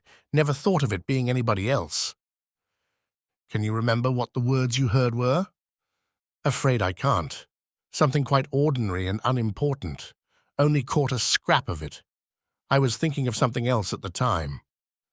It is of no importance, murmured Poirot. Did you move a chair back against the wall when you went into the study after the body was discovered? Chair? No, why should I? Poirot shrugged his shoulders, but did not answer. He turned to Flora. There is one thing I should like to know from you, mademoiselle. When you were examining the things in the silver table with Dr. Sheppard, was the dagger in its place, or was it not? Flora's chin shot up. Inspector Raglan has been asking me that, she said resentfully. I've told him, and I'll tell you, I'm perfectly certain the dagger was not there. He thinks it was, and that Ralph sneaked it later in the evening. And he doesn't believe me. He thinks I'm saying it to shield Ralph. And aren't you? I asked gravely. Flora stamped her foot. You too, Dr. Sheppard? Oh, it's too bad. Poirot tactfully made a diversion. It is true what I heard you say, Major Blunt. There is something that glitters in this pond. Let us see if I can reach it.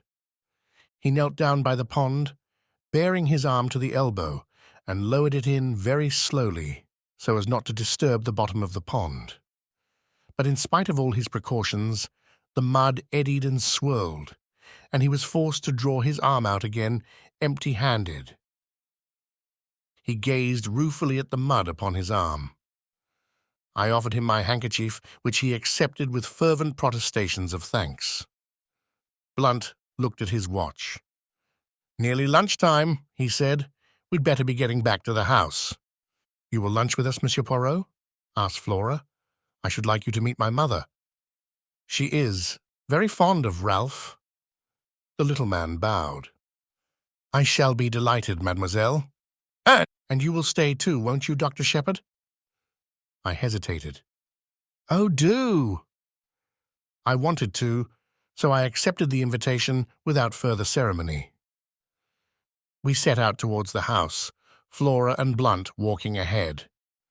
What hair, said Poirot to me in a low tone, nodding towards Flora. The real gold. They will make a pretty couple. She and the dark, handsome Captain Paton, will they not? I looked at him inquiringly, but he began to fuss about a few microscopic drops of water on his coat sleeve. The man reminded me in some ways of a cat, his green eyes and his finicking habits. And all for nothing, too, I said sympathetically. I wonder what it was in the pond. Would you like to see? Asked Poirot. I stared at him. He nodded. My good friend, he said gently and reproachfully. Hercule Poirot does not run the risk of disarranging his costume without being sure of attaining his object. To do so would be ridiculous and absurd. I am never ridiculous. But you brought your hand out empty, I objected. There are times when it is necessary to have discretion. Do you tell your patients everything? Everything, doctor? I think not. Nor do you tell your excellent sister everything either, is it not so? Before showing my empty hand, I dropped what it contained into my other hand. You shall see what that was. He held out his left hand, palm open. On it lay a little circlet of gold, a woman's wedding ring. I took it from him. Look inside, commanded Poirot. I did so. Inside was an inscription in fine writing. From R, March 13th. I looked at Poirot, but he was busy inspecting his appearance in a tiny pocket glass. He paid particular attention to his moustaches and none at all to me. I saw that he did not intend to be communicative.